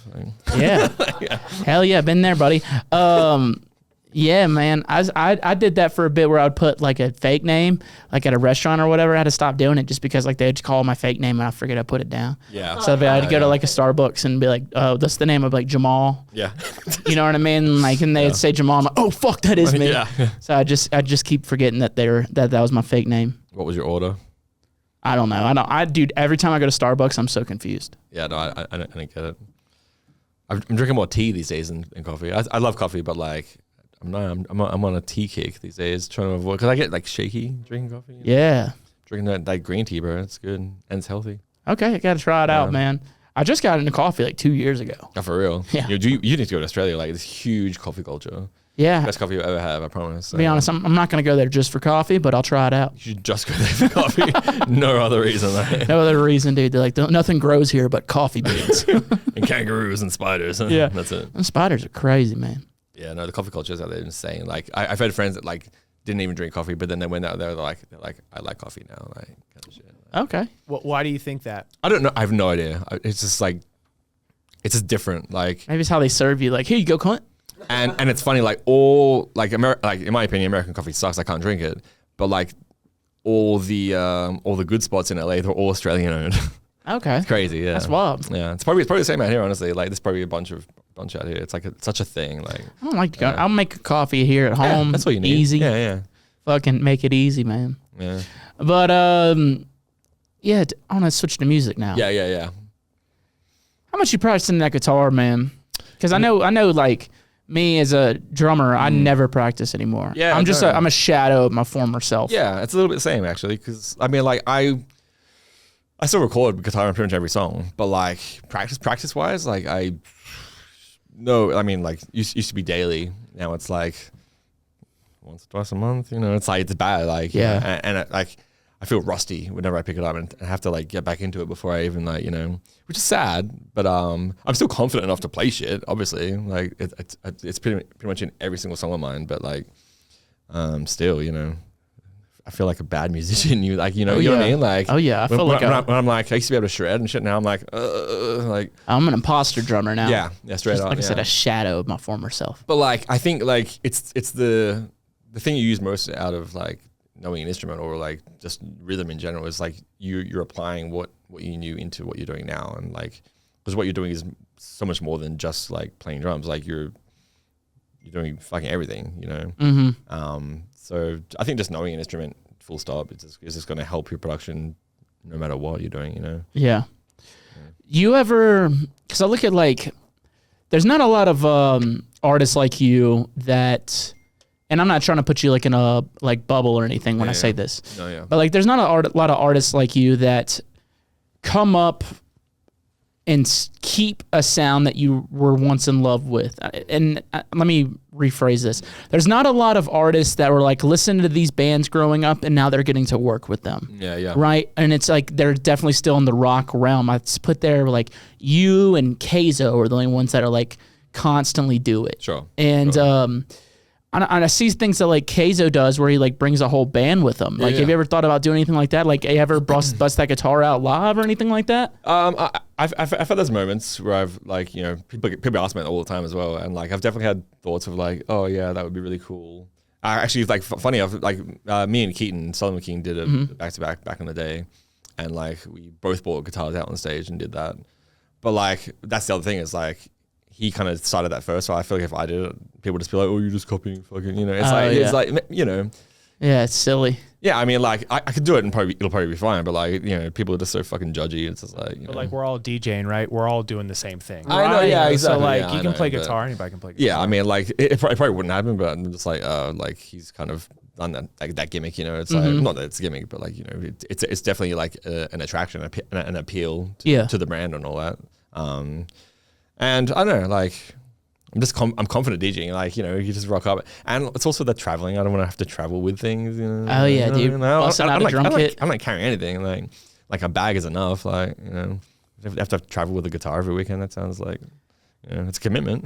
Yeah, it sounds, I mean, I was traveling with a little electric drum pad because I was, when I first started playing live drums, there's so many times where, like, I'd fly in and the flight was delayed and the luggage was taking forever. I'm like, I gotta get to the venue right now or I'm gonna be late. Yeah. And that was just a fucking nightmare. I can't imagine it with a guitar.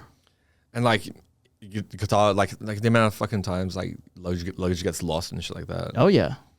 Had it happen over Christmas. I mean, like all the DJs with the helmets and shit like that, they have to like check that in as well. It's like when that shit gets lost, I'm like, yeah, what do you think? That sounds awful. I don't know. That doesn't sound like appealing at all. Like, Yeah, you think they got backups?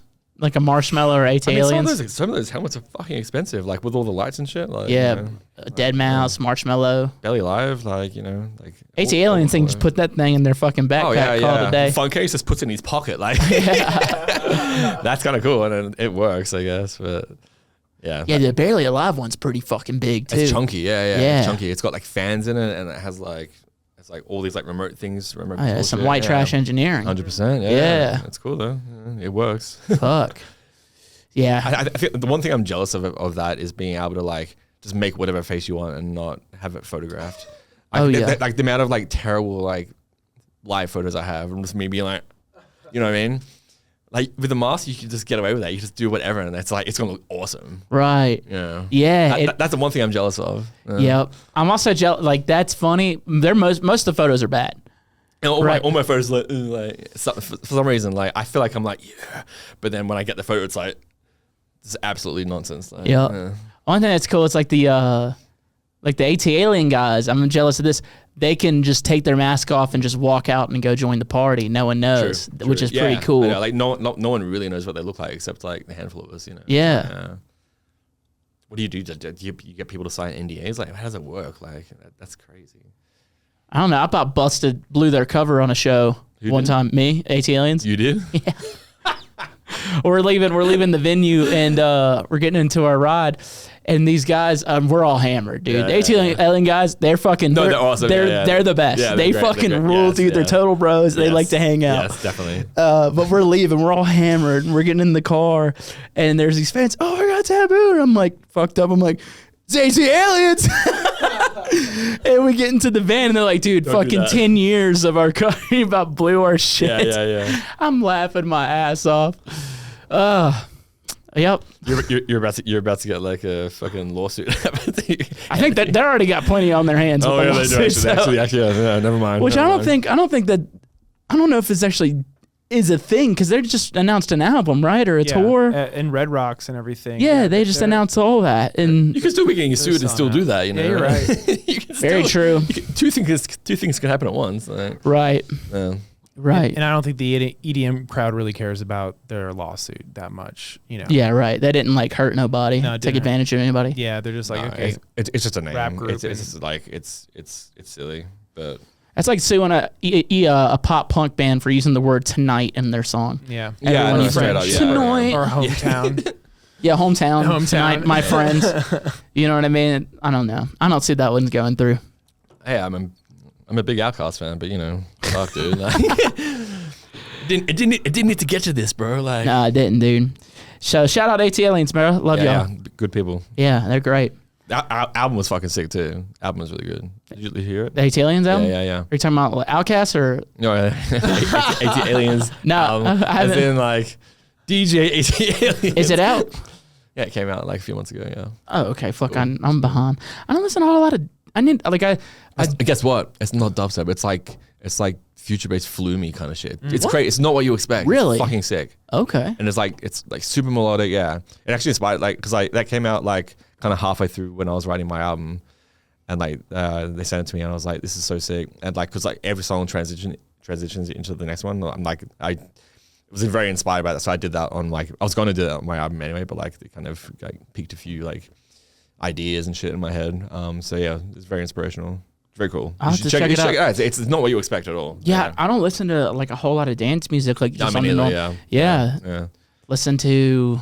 I feel like I listen to mostly podcasts nowadays Sure. because it's just such a break from Yeah. the music in my ear from when I'm in the studio. I sort of just listen to fucking 80s music, like 80s? Hall and Oates, like Oh, yeah. like it's bangers, bro. You need to get some. basically just wedding music. Yeah. Yeah, you need to get some 80s hairband hair going on, dude. They'd be like, "What is this techno bullshit?" And they, you know. Sorry, I tried to do the accent again. I saw a video of a guy, he was mixing out of like Laffy Taffy into like a Parkway Drive song at a wedding, and it just fucking, everyone was like, what the fuck is this? But the mix was sick. I heard it. I was like, this is so sick. Yeah. But it's just like a bunch of girls on the dance floor like, what the fuck is this? Yeah, I don't know why that just sparked my No, it's funny. that memory. You know Hydraulics? Yeah. Demo, yeah. So I DJ'd his wedding actually, like for funsies. Dude, it was so fun. Like it was like real DJing. Like you were like, because like all the fucking songs back then, like they weren't like fucking, you know, quantized and like everything's on the grid and all that. It's like they're like live recording and shit. So it's like things kind of go in and out of like tempo. So like when you're like trying to mix those songs together, it's like you're like really DJing. You could like, Oh, big you know time. what I mean? It's like it was so much fun. Like I had a great time. Dude, I did that for a living for a long time. I was a club DJ, made a living doing that well before Taboo took Dude, off. it's awesome. It's I like DJ'd a bunch of weddings too. no, it's great. Yeah. I had a brother propose to his girlfriend at a wedding. It was like the brother of the groom. No shit. Yeah, it was like the party. He's like, can I say something on the mic real quick? I was like, yeah, absolutely. I thought he was just going to like toast his brother.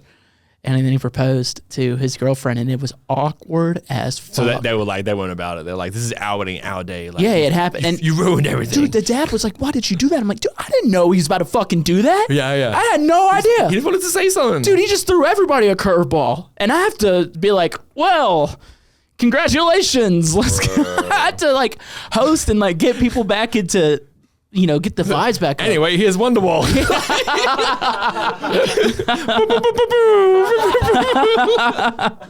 God damn it. I didn't have the sound effects, dude. That's what you need, bro. If I could go back, I would have trolled the fuck out of that. Yeah. Oh, man. I had so many bombs at weddings. It was ridiculous. Yeah. You think you've bombed on stage until you do it at a wedding. Oh my God. Like, yeah, like you've got fucking Auntie Susan looking at you being like, Yeah. yeah. I did Shaggy. It wasn't me. And they're like, the the father of the bride was like, I don't think it's appropriate. I'm like, you know what? You're right. That's my bad. That one. Wheel. Remix. I just like back that ass up. Dude, I had a I had another good story about I was DJing this lesbian couple's wedding, and I thought Katy Perry's I Kissed a Girl was gonna kill it. Oh yeah. You would think that's like their song. What actually happened? That song. Yeah, you would think that's like, it's a lesbian couple, they're getting married, the vibes are high. Katy Perry, I Kissed a Girl, that's the first song. And I want that song on my fucking wedding. right, and they were just like, what the fuck? And I was like, all right, my bad. I'll play it at the gay guy's wedding. Yeah. No, love it. Yeah, because it's ironic at that point. Yeah. I was like, I played Ross from Disciple. And anyway, I did DJ his wedding as well. I was like, I want to do this again. I need the fix, man. So I did 2 weddings in my life. That was the second one, and I had some relative come up to me with her daughter. I was playing ABBA, by the way. Like everyone was like grooving to ABBA, like throwing the fuck down. And this one lady was like, it's like, what? Like, look around, bro. Like, everyone's fucking loving this shit. Oh, yeah. Like, you fucking Karen coming up, like, being like, play money. Or, like, I can't remember what she said, but she was, like, trying to play something for her daughter. I'm like, fuck your daughter, bro. Like, daughter sucks. Look around. Everyone's loving this. This is ABBA. Everyone loves ABBA. Vibes are high right now, bitch. Dancing Queen? Fuck off. Yeah. I was kind of rude to her, actually. I was like, fuck Dude, off. that's what I was like, turn around. Like, fuck you. top 40 DJs have to deal with that every single weekend, dude. I'm sorry to whoever's auntie that was, but yeah. Nah, fuck that bitch, dude. Yeah, fuck you, Karen. Yeah. Top 40 DJs have to deal with that every weekend, man. 100%. Yeah. I know I used to. I used to hate having to Take requests. Yeah, well, no, sometimes they're fine. Like, especially if it's a banger, fucking yeah, let's dude, go. when I Like, worked at the casino, like, if they requested a song, they were giving me money yeah, because they just give you chips. I had a guy give me like $300 or $400 to play Funky Monkey over and over again. Every time he gave me $100, play Funky Monkey. No, but now Funky Monkey, Brass Monkey. My bad. Brass Monkey. But it is that funky monkey. Yes, right, Brass Monkey. And I did it 4 times until the manager at the club was like, "What are you doing?" I was like, "Dude, I just got picked." And he was like, "I get it, dude, but let's not do it again." Like, let's switch it up. Like, yeah. Because like the second time, people got more hype than the first, but after that, the energy went down. But It's a song about date rape too. Is it really? Yeah, Brass Monkey is spiking a girl's drink. Like they even say the word Spanish fly in it, like in the first verse. Like if you go through the lyrics, it's about spiking girls' drinks. Brass Monkeys. Okay, wow, yeah. The plot thickens, and now I'm a bad guy, and I thought I was just here to making some money. Well, you did both. But everybody was singing along, weren't they? Yeah, they were dancing. I don't think it's public knowledge. So everybody was about it. It is a banger, to be fair. Yeah, it is a banger, but damn, that's dark. Yeah, I had no idea. Yeah, man. That's brutal. Yeah, Beastie Boys were on one for sure. Wow. What do you think of fucking what are they called? JVB? JVB? You know JVB. Fucking they're like the new Beastie Boys. Like I saw a video the other day of that. Oh yeah, Dude, yeah, they're so yeah, good. yeah, It's so sick. the it's like 90s hip-hop. it's like if the Joey Valence, I think. Yes, that's it. Joey Valence and fucking the other guy.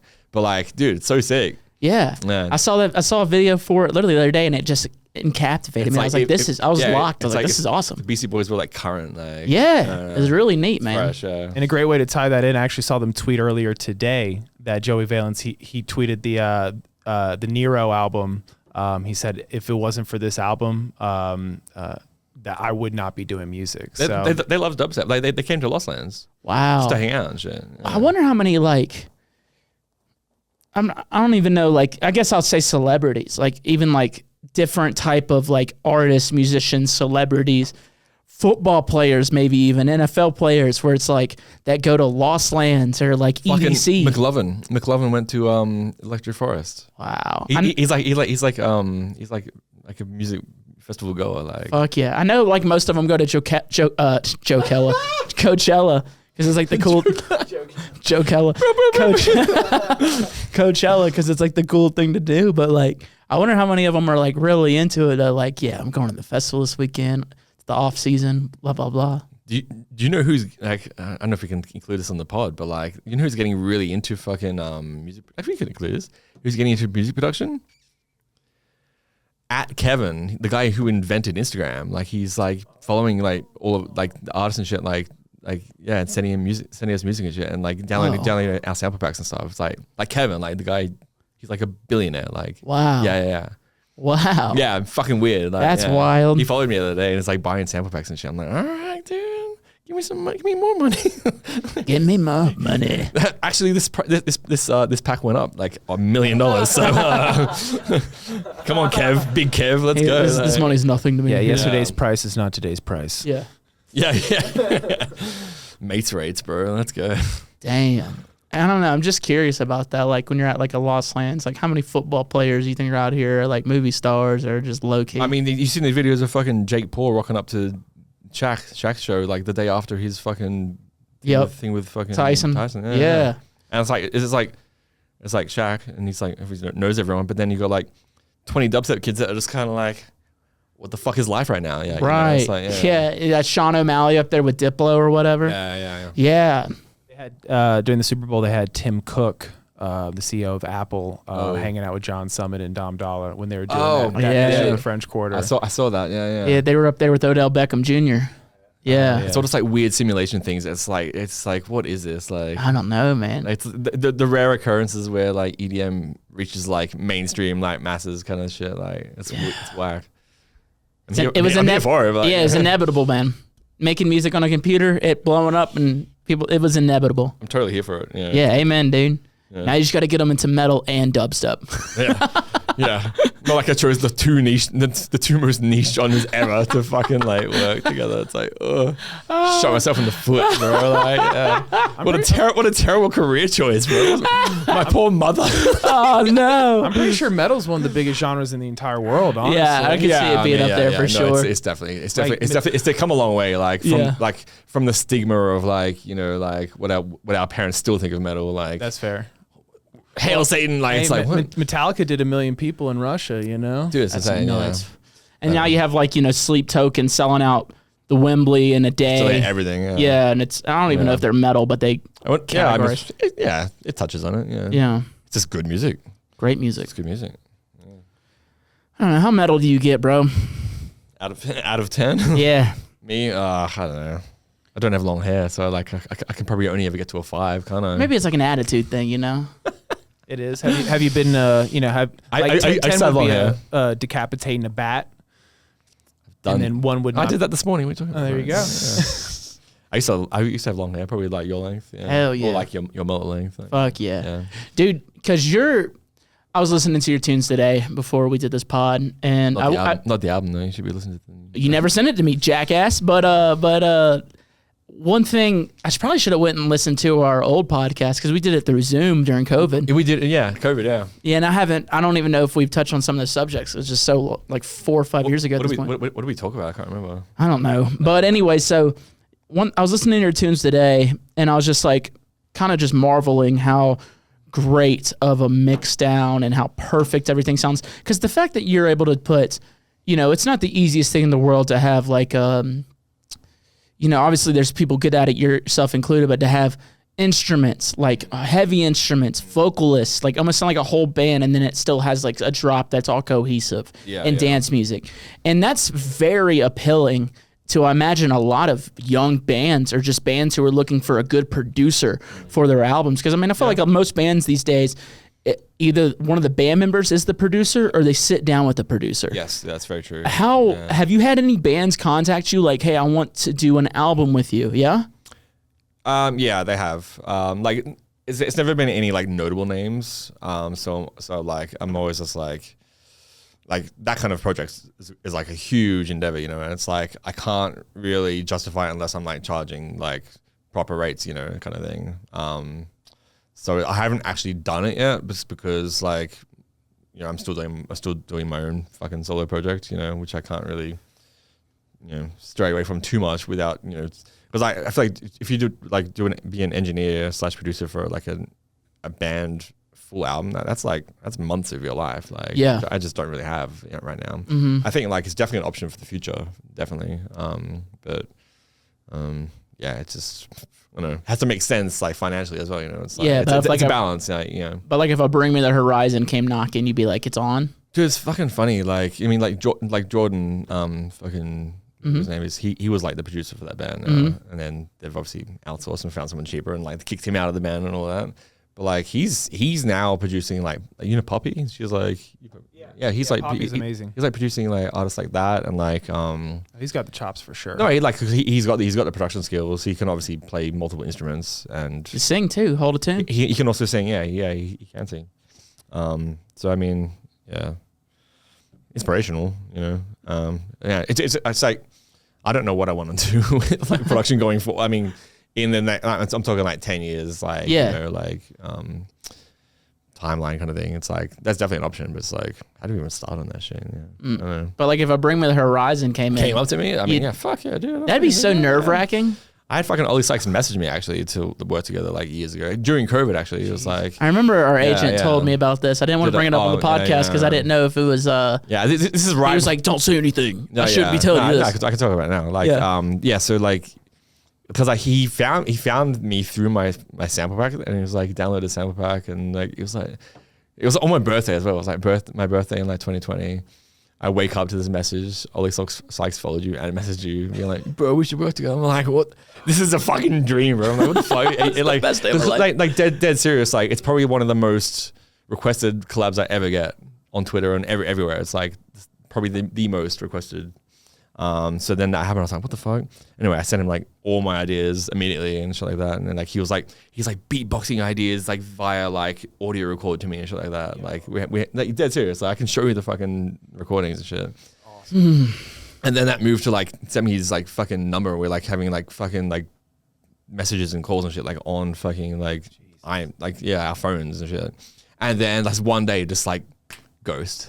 No. Dead set ghost. Like, that hurts, man. Dude, that's worse than getting cheated on, dude. Yeah, and like I'm like, is this something I did? Like, what the fuck? But I think like it was like, but they've always been famous, but like it was right before they really fucking blew up. Yeah, because they've blown up multiple times. Yeah. Where it's just like you get bigger and bigger and bigger. Yeah. So like they're like fucking A-list now. Well, he is, Like he's a fucking model basically, he's doing all sorts of crazy shit. All right, don't have to be gay about it, but all right. Yeah, he's a good looking bloke. He's a good looking bloke. Yeah. I'd bloke him, Yeah, so I was just like, it hit me right in the fucking like feels. I was like, damn, like this is like what people have been requesting. This is happening naturally. You know what I mean? And then like without me having to be like, hey, do you want to collab? Like that didn't even have to happen. Like he was just like, yo, he hit me up. Send me some tunes. Yeah. And anyway, so it just fucking flopped, and then like tried a few follow-ups and all that. I was like, now I just feel like I'm like, there's people that like Punishers, like you get them all the time, sure. Like, hey bro, like, want to collab?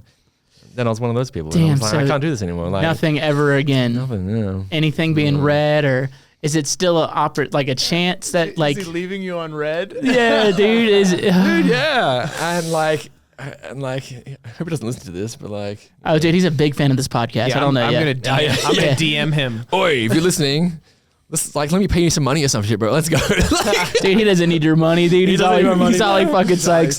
He lives in like a mansion in fucking like wherever he wants. No, he lives like South America somewhere in like some beautiful like fucking island. It's his like wife crazy. is Brazilian. Brazilian, that's correct. Yeah. Wow. Yeah, no, it's mental. Like, well, look at me. I'm Ollie Sykes. I'd play in the biggest rock band in the world. I have a Brazilian wife. I have my own island. Ooh.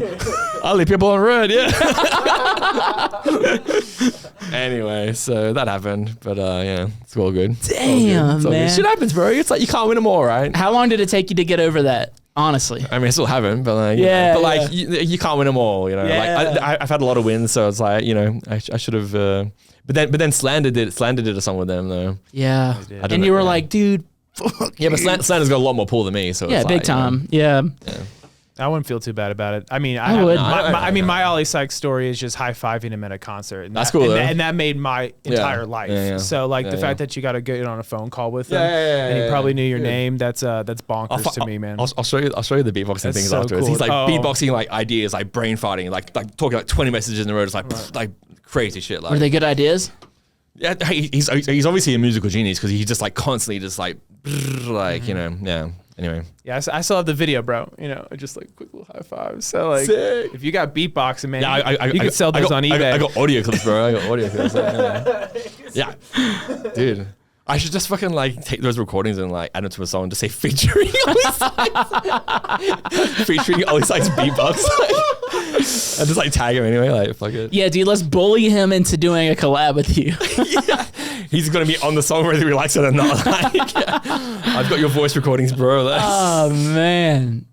Oh, damn it, dude. I remember Alex telling me about this, and I didn't want to bring it up on the pod just because I didn't know if. Because back then it might have been a potential, but now it's not. So it's like, whatever. Now we can fucking freely talk about it. Well, man, I really hope it happens at some point. Yeah, I mean, I just have to offer him a lot of fucking money, you know? Yeah. Yeah, it'd be like that. We'll see.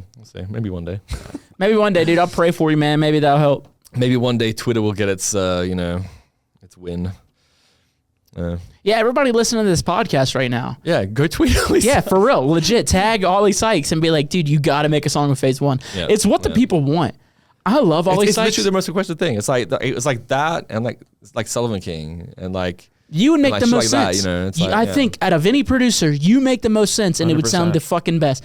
If I had the chance to work with Ollie Sykes, I would be like, yay! But it would make zero fucking sense. There's nobody better for the job. 100%.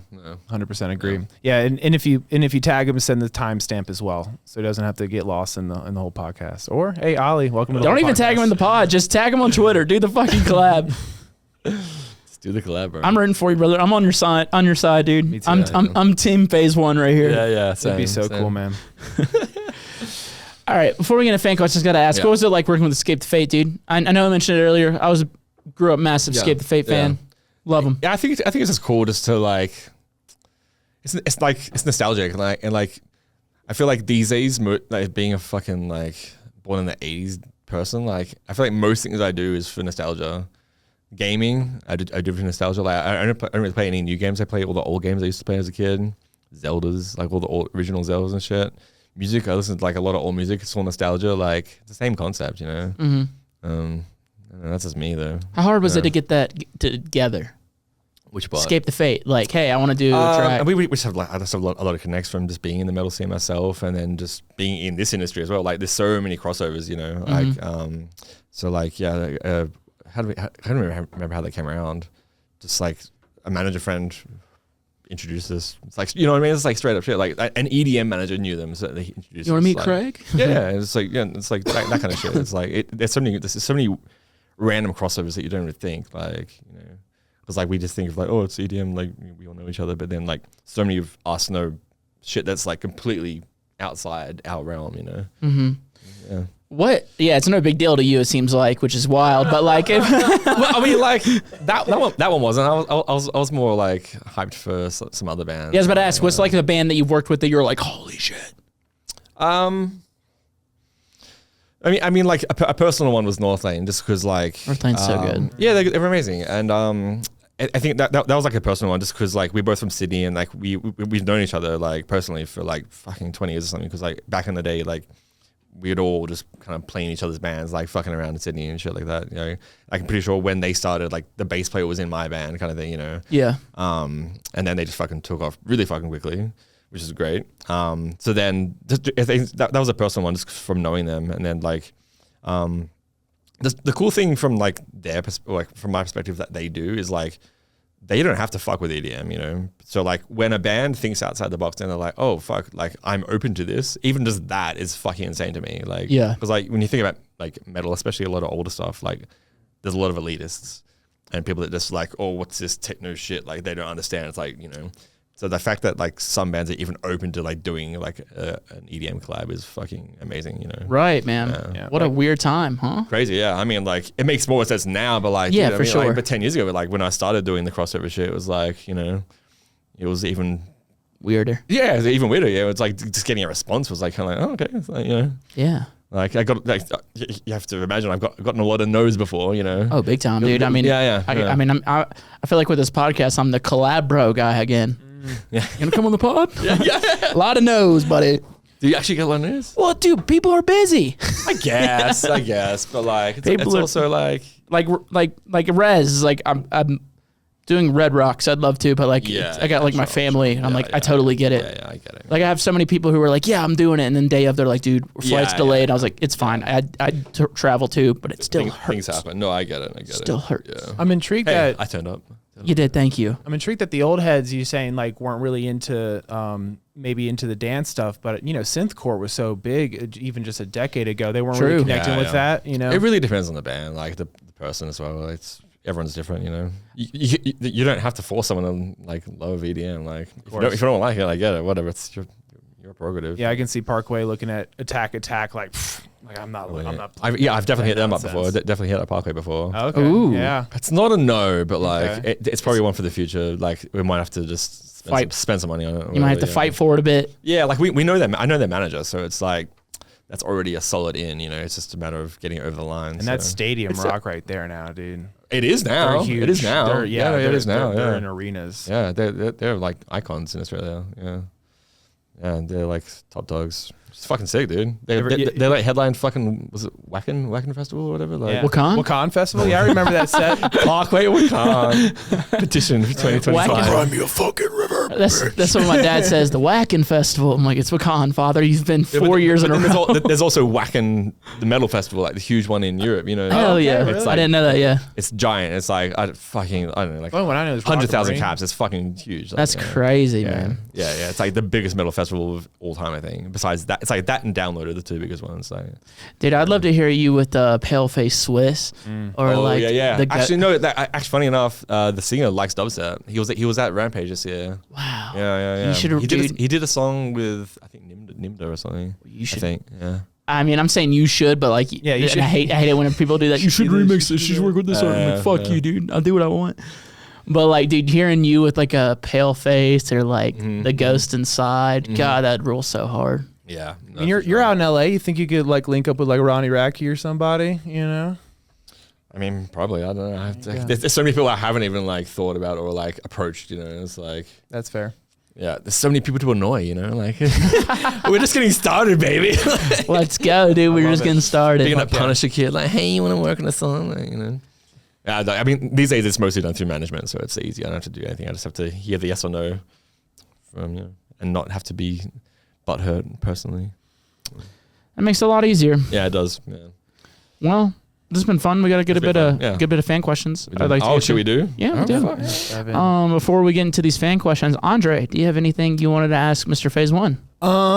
No, I think we covered a lot of it already, especially with the band stuff. I'm always just so intrigued how you've always been able to, I think, you know, blaze your own trail in such a unique way where there have been so many connections of dance music and metal, but the way that you, I would say, like your song structure, the way that you create music, it's such a refreshing way to hear dance music, because it's you know, how have you found writing your more basic song structure of your 8-bar as opposed to when you do more I guess live sounding or more band sounding where you might have a pre-chorus for 4 bars and then you might have a bridge for 2 and writing like classically No, set up exactly. songs. And like that's a huge thing that I kind of focus on in the album. It's like, I don't know, like I'm not saying dubstep is stale. It's just like so much of it to me is just like same structure. It's like fucking 8-bar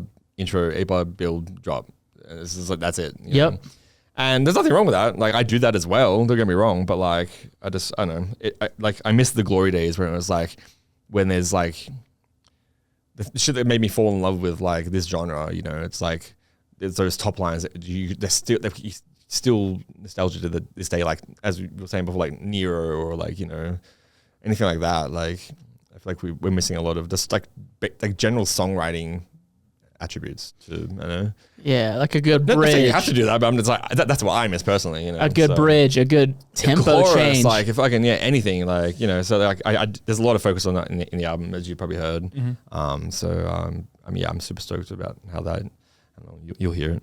Yeah. Well, dude, just to struck you off for a second, man, like I brought up one of my questions earlier, just because it's like, I know if I was like a young band and I heard your shit, you know what I mean? I feel like bands wish they sound as good as you. You know what I'm saying? Like I know you're like, but like, dude, your shit is so good.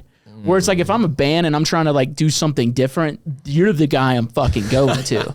You know what I mean? I know, it's funny, and it's because like even metal bands, like not like the ones that can afford it, but like can do it, but like even half the fucking shit you hear is all like programmed drums and stuff, you know? Yeah. Nothing wrong with that, because like we've got it to a point now where it's like it sounds so fucking realistic, you can't even tell. It's like it sounds better than actually recording a kit sometimes. Dude, I was watching a video of them breaking down, it was Bring Me the Horizon breaking down the production on one of their songs. Do they live record it all? It was one of their. It's like the top song of their new album. It's all programmed. Yeah, exactly. And I was like, holy shit. That's how far we've come now. It's like you can sound just as good, if not better, than like what you can replicate in like an actual like live setting. You know? Right, but then there's a band like Sleep Token. You're like, good fucking luck programming that. Yeah. You know what I mean? Good Well, I mean, two being programmed. Holy shit. yeah, they're too brilliant. I mean, Devil Wears Prada does the same thing. They have their producer who will write the song, and then all the bandmates will learn their parts off of how we write and stuff. Is that kind of like your writing process? I'm intrigued. Like, how do you typically start all my your bandmates? songs? Yeah, bro. Like, how do you typically Johnny start over your here. song? You got fucking, huh? How do you typically start your song? You know, or just would it just be off of a riff, or is it maybe just a melody? I mean, I'm a guitarist through and through, so like most ideas start from just fucking around on a guitar and then usually translating that into like a MIDI sequence or whatever, and then trying to figure out what to do with that. Like, that's how a lot of it starts. Or there's no real formula that I do. It's just that's probably like the most common one. But like, everything just sometimes it would start with like a bass sound or something. You know? There's no formula, sadly. It's just whatever. If only I knew how to fucking. Dude, I feel like I forget how to make music every day. Straight up, yeah, no, yeah, Every day I'm like, do I even know what I'm doing? yeah, because like I know, like last year was brutal because like I had the task of being like, okay, you're taking a year off to write the album, and it's like the first like 5 months of the year, I was kind of like, What do I want this album to be? yeah, what is this? What do I want to do? I have to one up the last album. Like, there's all these things coming into play, and it's just like, where do we even begin? Like, That's a necessary step, though, is to ask those questions. And it took me literally like half the year to figure even that out, and like wrote so many ideas, and like only like 10 made the cut. So yeah. Well, I'm excited to listen to it, man. Yeah. Well, let's get into some fan questions, Andre. let's do it. Yeah, let's dive in. All right.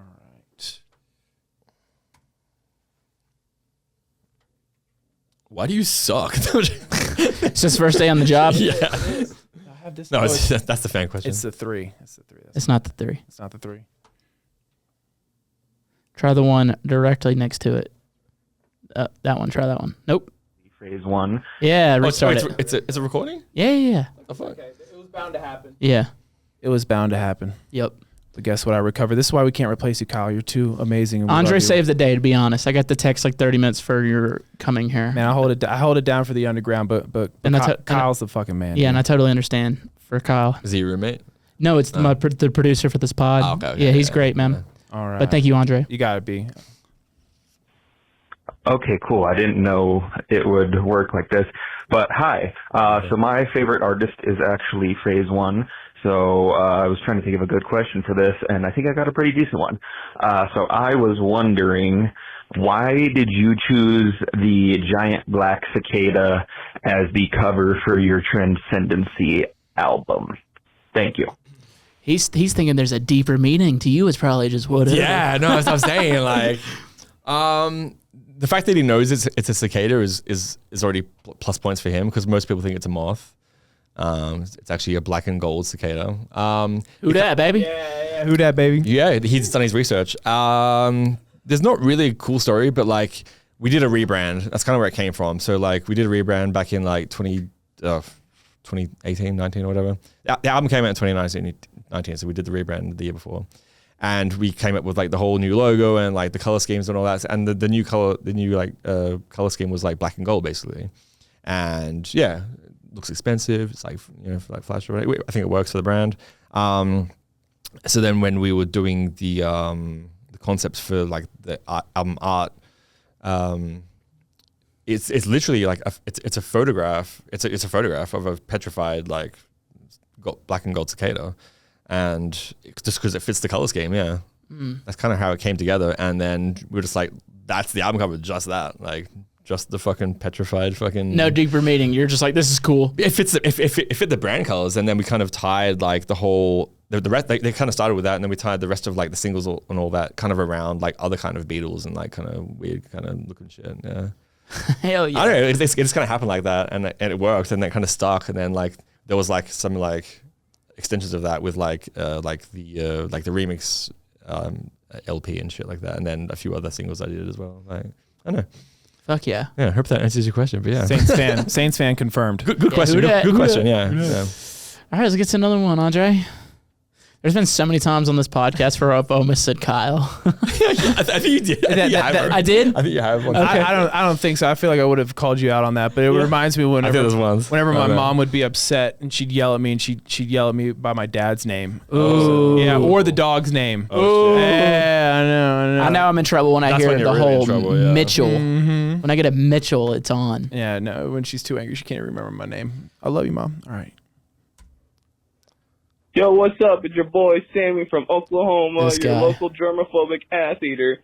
And my question for y'all today on this beautiful day is if you could have any singer or vocalist, alive or dead, sing on one of your songs, who would it be?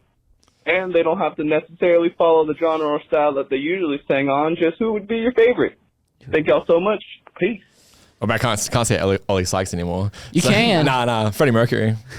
Ooh. Fuck yeah, that's the Freddie Mercury. answer That's a right there. great one, dude. Singular greatest frontman of all time. Dude, it's my childhood right there. You know, like his voice just carried me through fucking everything. Yeah. Yeah. Wow. Yeah, Freddie Mercury. Can't get for better sure. than that one. No. I know, and I'm trying to. Like Dead or Alive, Dead, like, and obviously, but like, dude, let's he's do the it one, dead like- and alive. So if you could work with someone dead, who would it be? Obviously Freddie Mercury. Who would the alive singer be? Fuck. Yeah, that's a tough one. You. You're alive, right? Okay, yeah. I'm alive. Just let me feel your pulse. Yeah, you good? You can feel me, dude. He's alive. Yeah. My pulse is in my wiener right now. Oh shit! Yeah, your two penises. All back. Yeah. Fuck. I don't know. Yeah, I really don't fucking know. There's no wrong answer here, Yeah. Holy thanks. Hey. though. That's real, man. Yeah. Whatever. Let's just go with that. I'm gonna go with Vessel from Sleep Token. Fuck yeah. Actually, yeah. Fuck. I'm still in your answer. Yeah, I'm still in your answer. I don't know why I didn't think of that. He's wearing the fucking Sleep Token fucking hoodie. Like, come on. Yeah. Yeah, I'm either gonna go him alive. If he's not available, I'm gonna go Ronnie Radke. Dude, he is one of the most fucking talented vocalists Yeah. alive. He can do it all. Yeah. People hate him. I get it, but it's part of his genius. I think he's so good. But Vessel's the real answer. But yeah. Vessel, Vessel's, yeah. Jesus no. Christ. It's like liquid gold. Just like his voice is just like pure sex. Like, yeah. Yep. Who would? Tell me more about it. Who would? I'm trying to think. Dead. Sex. Part of me wants to say Michael Jackson. Yeah, he definitely was up there for me as well. But I went with Mr. Mercury instead. Yeah, I think dead. I think I'm gonna have to go Michael Jackson. Yeah. I don't know if any of these vocalists I mentioned would make a single bit of Actually- sense with my music. Can I tell you a really fucking cool story, actually? Yeah, of course. I've got the original stems to Bohemian Rhapsody. Dead serious. From the label? From multiple sources. Well, from a source that I shouldn't have it. Like, we can cut the pod, right? Let's cut the pod, or is this it? Like, I can cut it. I don't think it's cuttable. I don't think you have to cut it. fuck it. Let's leave it. Because, Okay, let's I leave like it this attitude. Because like, fuck it. What are they gonna do now? I'm not gonna do anything with it. Just letting you know. Yeah, you already stole the Declaration But of like, Independence. it was sent to Deadmau5 to do a remix. Like fucking 10 years ago or some shit. With who would buy the major record label or whatever. Anyway, so John 12th Planet was one of my great friends. He ended up with it because Deadmau5 was like, I don't know what to do with this. So he sent it to John. And then John knew I was a big Freddie fan. So then he sent it to me like fucking like 7 years ago or some shit. Wow. And like, You just have them. but dude, there's takes in there that aren't on the record. Like there's takes that like aren't on the fucking record. Like I've soloed every single track individually. How many tracks is it? There's a lot. Like it's like every single part, like guitars as well, like everything. There's like a choir, like opera thing. It's all the individual bits. It's like it's not even the choirs. It's like every single Take. that make up the choir. Like fucking insane. That's insane. It's like I'm not gonna touch it. I'm not gonna do anything with it. But like You should. No, fuck no. I get sued. Like Just play it live. You don't have to put it Yeah, out. I know, but like, just like the only thing I wanted to do was just sit there with my headphones on, just like listen to that shit soloed, you know, like maybe a bit of reverb, but like, dude, you know what I'm saying? Like, yeah, that shit was like, and like, I showed my uncle obviously because like, he's a big fan, but like, Yeah, man, you should do something for the crazy, live, man. That's crazy. I could, but like, fucking everyone's done like a Bohemian Rhapsody, fucking like Name 5. edit. Oh, not off the top of my head, but like I've done one it's been actually. done- So I've done one. yeah, but like, that came to my brain. That's That's pretty neat. Cool story, right? That's Yeah, the coolest thing ever, man. yeah. Shout out, John. I've heard the acapella Shout out for Deadmau5. the clean acapella for Somebody to Love came by finally. Ooh, yeah. And it Ooh, is yeah. just, I cried. It Yeah, is yeah, just, yeah. his voice is Yeah. just the most angelic thing it's known to crazy. mankind. And Yeah. the fact that you get to witness, that's so bonkers, man. Yeah, I fucking love it. Yeah, yeah. That's It was, neat. it was very cool. Very cool. Well, I think we got one more fan question. Uno más. I like that one. Yeah. Well, let me before it goes, if there was a band that you could work with Band. right now, who would it be? Sleep Token. Yeah. Okay. 100%. I mean, I think that's like And the question's been asked as well, by the way. So, really, They haven't said no, so. Wow, we were. dude. If you get Sleep Token on a song, you cannot program those drums. You pay however much you got to pay to get to. Straight up. You pay however much you got to pay to get that drummer. He's a great drummer, so like I'll pay whatever, bro. I don't give a fuck. Sell your fucking house, dude. yeah, probably. Yeah. All right, last fan question. All right, let's do it. Hey Taboo, this is Iris, Hey, Iris. coming to you from Missoula, Montana. Hell yeah. So excited for your show in Seattle tomorrow. Damn. Really hoping you might play some VIPs, like maybe a Funk Doctor VIP. Excited either way. Anyways, I got a question for PhaseOne. When you first started mixing music, do you remember the first song that you remixed? Or the first song that made you want to start playing around with mixing? Ooh. Thank you so much for everything you both do. Thanks for being a part of the scene. Wishing you all the best. Fuck yeah. She coming up from Missoula to Seattle. I don't know how long of a drive that is, Yeah, but it that's big, sounds that's probably big, a long yeah. one. Props on the travel, yeah. Yeah, fucking pumped to be there tomorrow. Yeah. I like that. First song you remixed. Good question. Well, first of all, I barely remember yesterday, so the first song I ever heard, the first dubstep song I ever heard was on UKF in like 2010 or some shit. It was Gemini's remix of Hadouken Yep. Oxygen. Yep.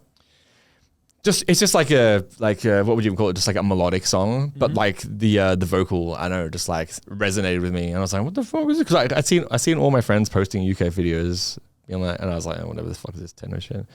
And You were elitist metalhead. yeah, I was. I mean, I was one of them. I was too. I was like, this shit's Yeah. gay. We were all there at one point, and then I heard that, and I was like, oh, okay. Kind of cool. Yeah, it's great. Yeah, no, it stuck with me, and then like, I just started delving into like all the UK videos and shit like that, finding just learning everything, Flux Pavilion, like all the fucking things, you know. And then like Skrillex came around, and then I was like, all right, I'm gonna try and do this. So I was like, Googled, what does Skrillex use to produce? And it came out Ableton, because at that time I was on Pro Tools, like doing band shit and stuff. You know? Yeah. I tried the first time I tried to write a song on Pro Tools, but like the MIDI doesn't really like, it's not the same as like Ableton's and, just like, so easy It's now. so easy, yeah. Like trying to do like synths and like MIDI and shit on Pro Tools, it's not really like meant for that. You can, but like it's just like anyway. Got Ableton, and then the first song I actually ever tried to remix, this must have been like 2010, I reckon. There's a New Zealand band called Fat Freddy's Drop, and you should check them out. You'll fucking love them. It's like they're a 9-piece band, and they do. Damn. Yeah, they got a horn section. It's sick. It's like, it's not ska, it's not reggae, but it's somewhere in between. It's like, but this guy's voice, I'm not comparing him to Vessel, but like liquid, just fucking liquid. Oh, yeah, you hear it and you're just beautiful. sucked Yeah, in. yeah. And I've been a fan of theirs forever. And I bootlegged one of their songs. Absolute mess, but like that's what I did. And then some like full circle moment. The Upbeats, drum and bass act from New Zealand. They remixed one of my records on my past album. So then the deal was to do like a trade. So then I would remix one of their records from their album. And this happened like 3 years ago. So I got to pick which song I had my preference on or whatever. Anyway, they had a song with the fucking singer from the band, Fat Freddy's Drop, on there. So I'm like, I have to fucking remix this song because it's got fucking Dallas. His name's Dallas. Yeah. On the song, so they're like, yeah, let's do it. And I An Australian named Dallas. That's awesome. No, he's New Zealand. He's Even from New funnier. Zealand. Yeah. Even funnier. No, and for me, it was like a full circle moment, like fucking what 13 years later or something, like actually doing something official with like his vocals. I don't know. Yeah, that's awesome, man. So yeah. I think the first song I ever remixed was I know. It was "Thinking with My Dick" by Kevin Gates. Oh shit. Remember whenever twerk was like really popping? Yeah. I made like a twerk remix That's to "Thinking amazing. with My Dick," even though that song was already twerky enough. I just You made it twerkier. I made it twerkier with like a fucking D-Soon saw wave Perfect. drop with the claps in the back Yeah, and yeah. the A's. Was that the era where you'd like have the slide and it's like all the synths would be like, oh, you like kind of remember that Milo and Otis like? Oh yeah, was it, like, no, it wasn't like that. It era? was like pew pew pew pew. Oh, okay. Oh, Yeah, like the yeah, stabby light, yeah. Like Major Lazer or whatever. Yeah, Like, exactly, shots, yeah, exactly. sick. Andre, what was the first song you remixed? The first song that I ever remixed. Oh man, that's a good question. And this is the best remixer I know. Is this guy right? I The Mr. appreciate Comas. that. He's the Yeah, best yeah, remixer yeah. I know. I don't mess around with my remixes. The one I think, I'll probably say, it could have been a few. The ones that I remember uploading was I did a Million Voices trap remix. That was when Festival yeah. Trap was Yeah, really big. yeah. So I was doing that. And then I did an Every Time We Touch remix. And then the other one that I can remember like being early on that I was actually kind of proud of was I did this, I guess, I call it Poke Trap. It's kind of a remix, but it's just a remix of the Pokemon theme song. Oh, but I yeah, think the one that came before that, it was either A Million Voices or I Could Be the One. It was by was it Nicky Romero and Avicii? Right. So a Festival Trap version of either of those two songs. What an era. What a great era. An easy era. You could blow up off of one. All you had to do was Yeah, yeah. sidechain the kicks out, put an 808 under it, True. put a that's snare very true. on it, Yeah, and then you yeah. could play Ultra. Yeah. That's so true. Yeah, that was a crazy time. I did a bus tour and can't even play Ultra, so Yep. Hey, times are different, man. That was the golden age of SoundCloud right there. That's all Yeah. you needed. Yeah, that's different. well, Graham, this has been fucking awesome, buddy. Yes, sir. Yeah. Thank you for fucking being Round here. 2, baby. We did it. Round 2. This is better. Yes, sir. Yeah. This is a lot better We're in person. We're in person this time. Yeah. Nicer studio Yeah. too. I like this. Thank you. Thank you. Well, man, like I said, thank you for being here, man. I love you as a person, and Yes, I likewise. love you even more as a producer, which says a lot because I love you a lot as a person. Oh, yeah.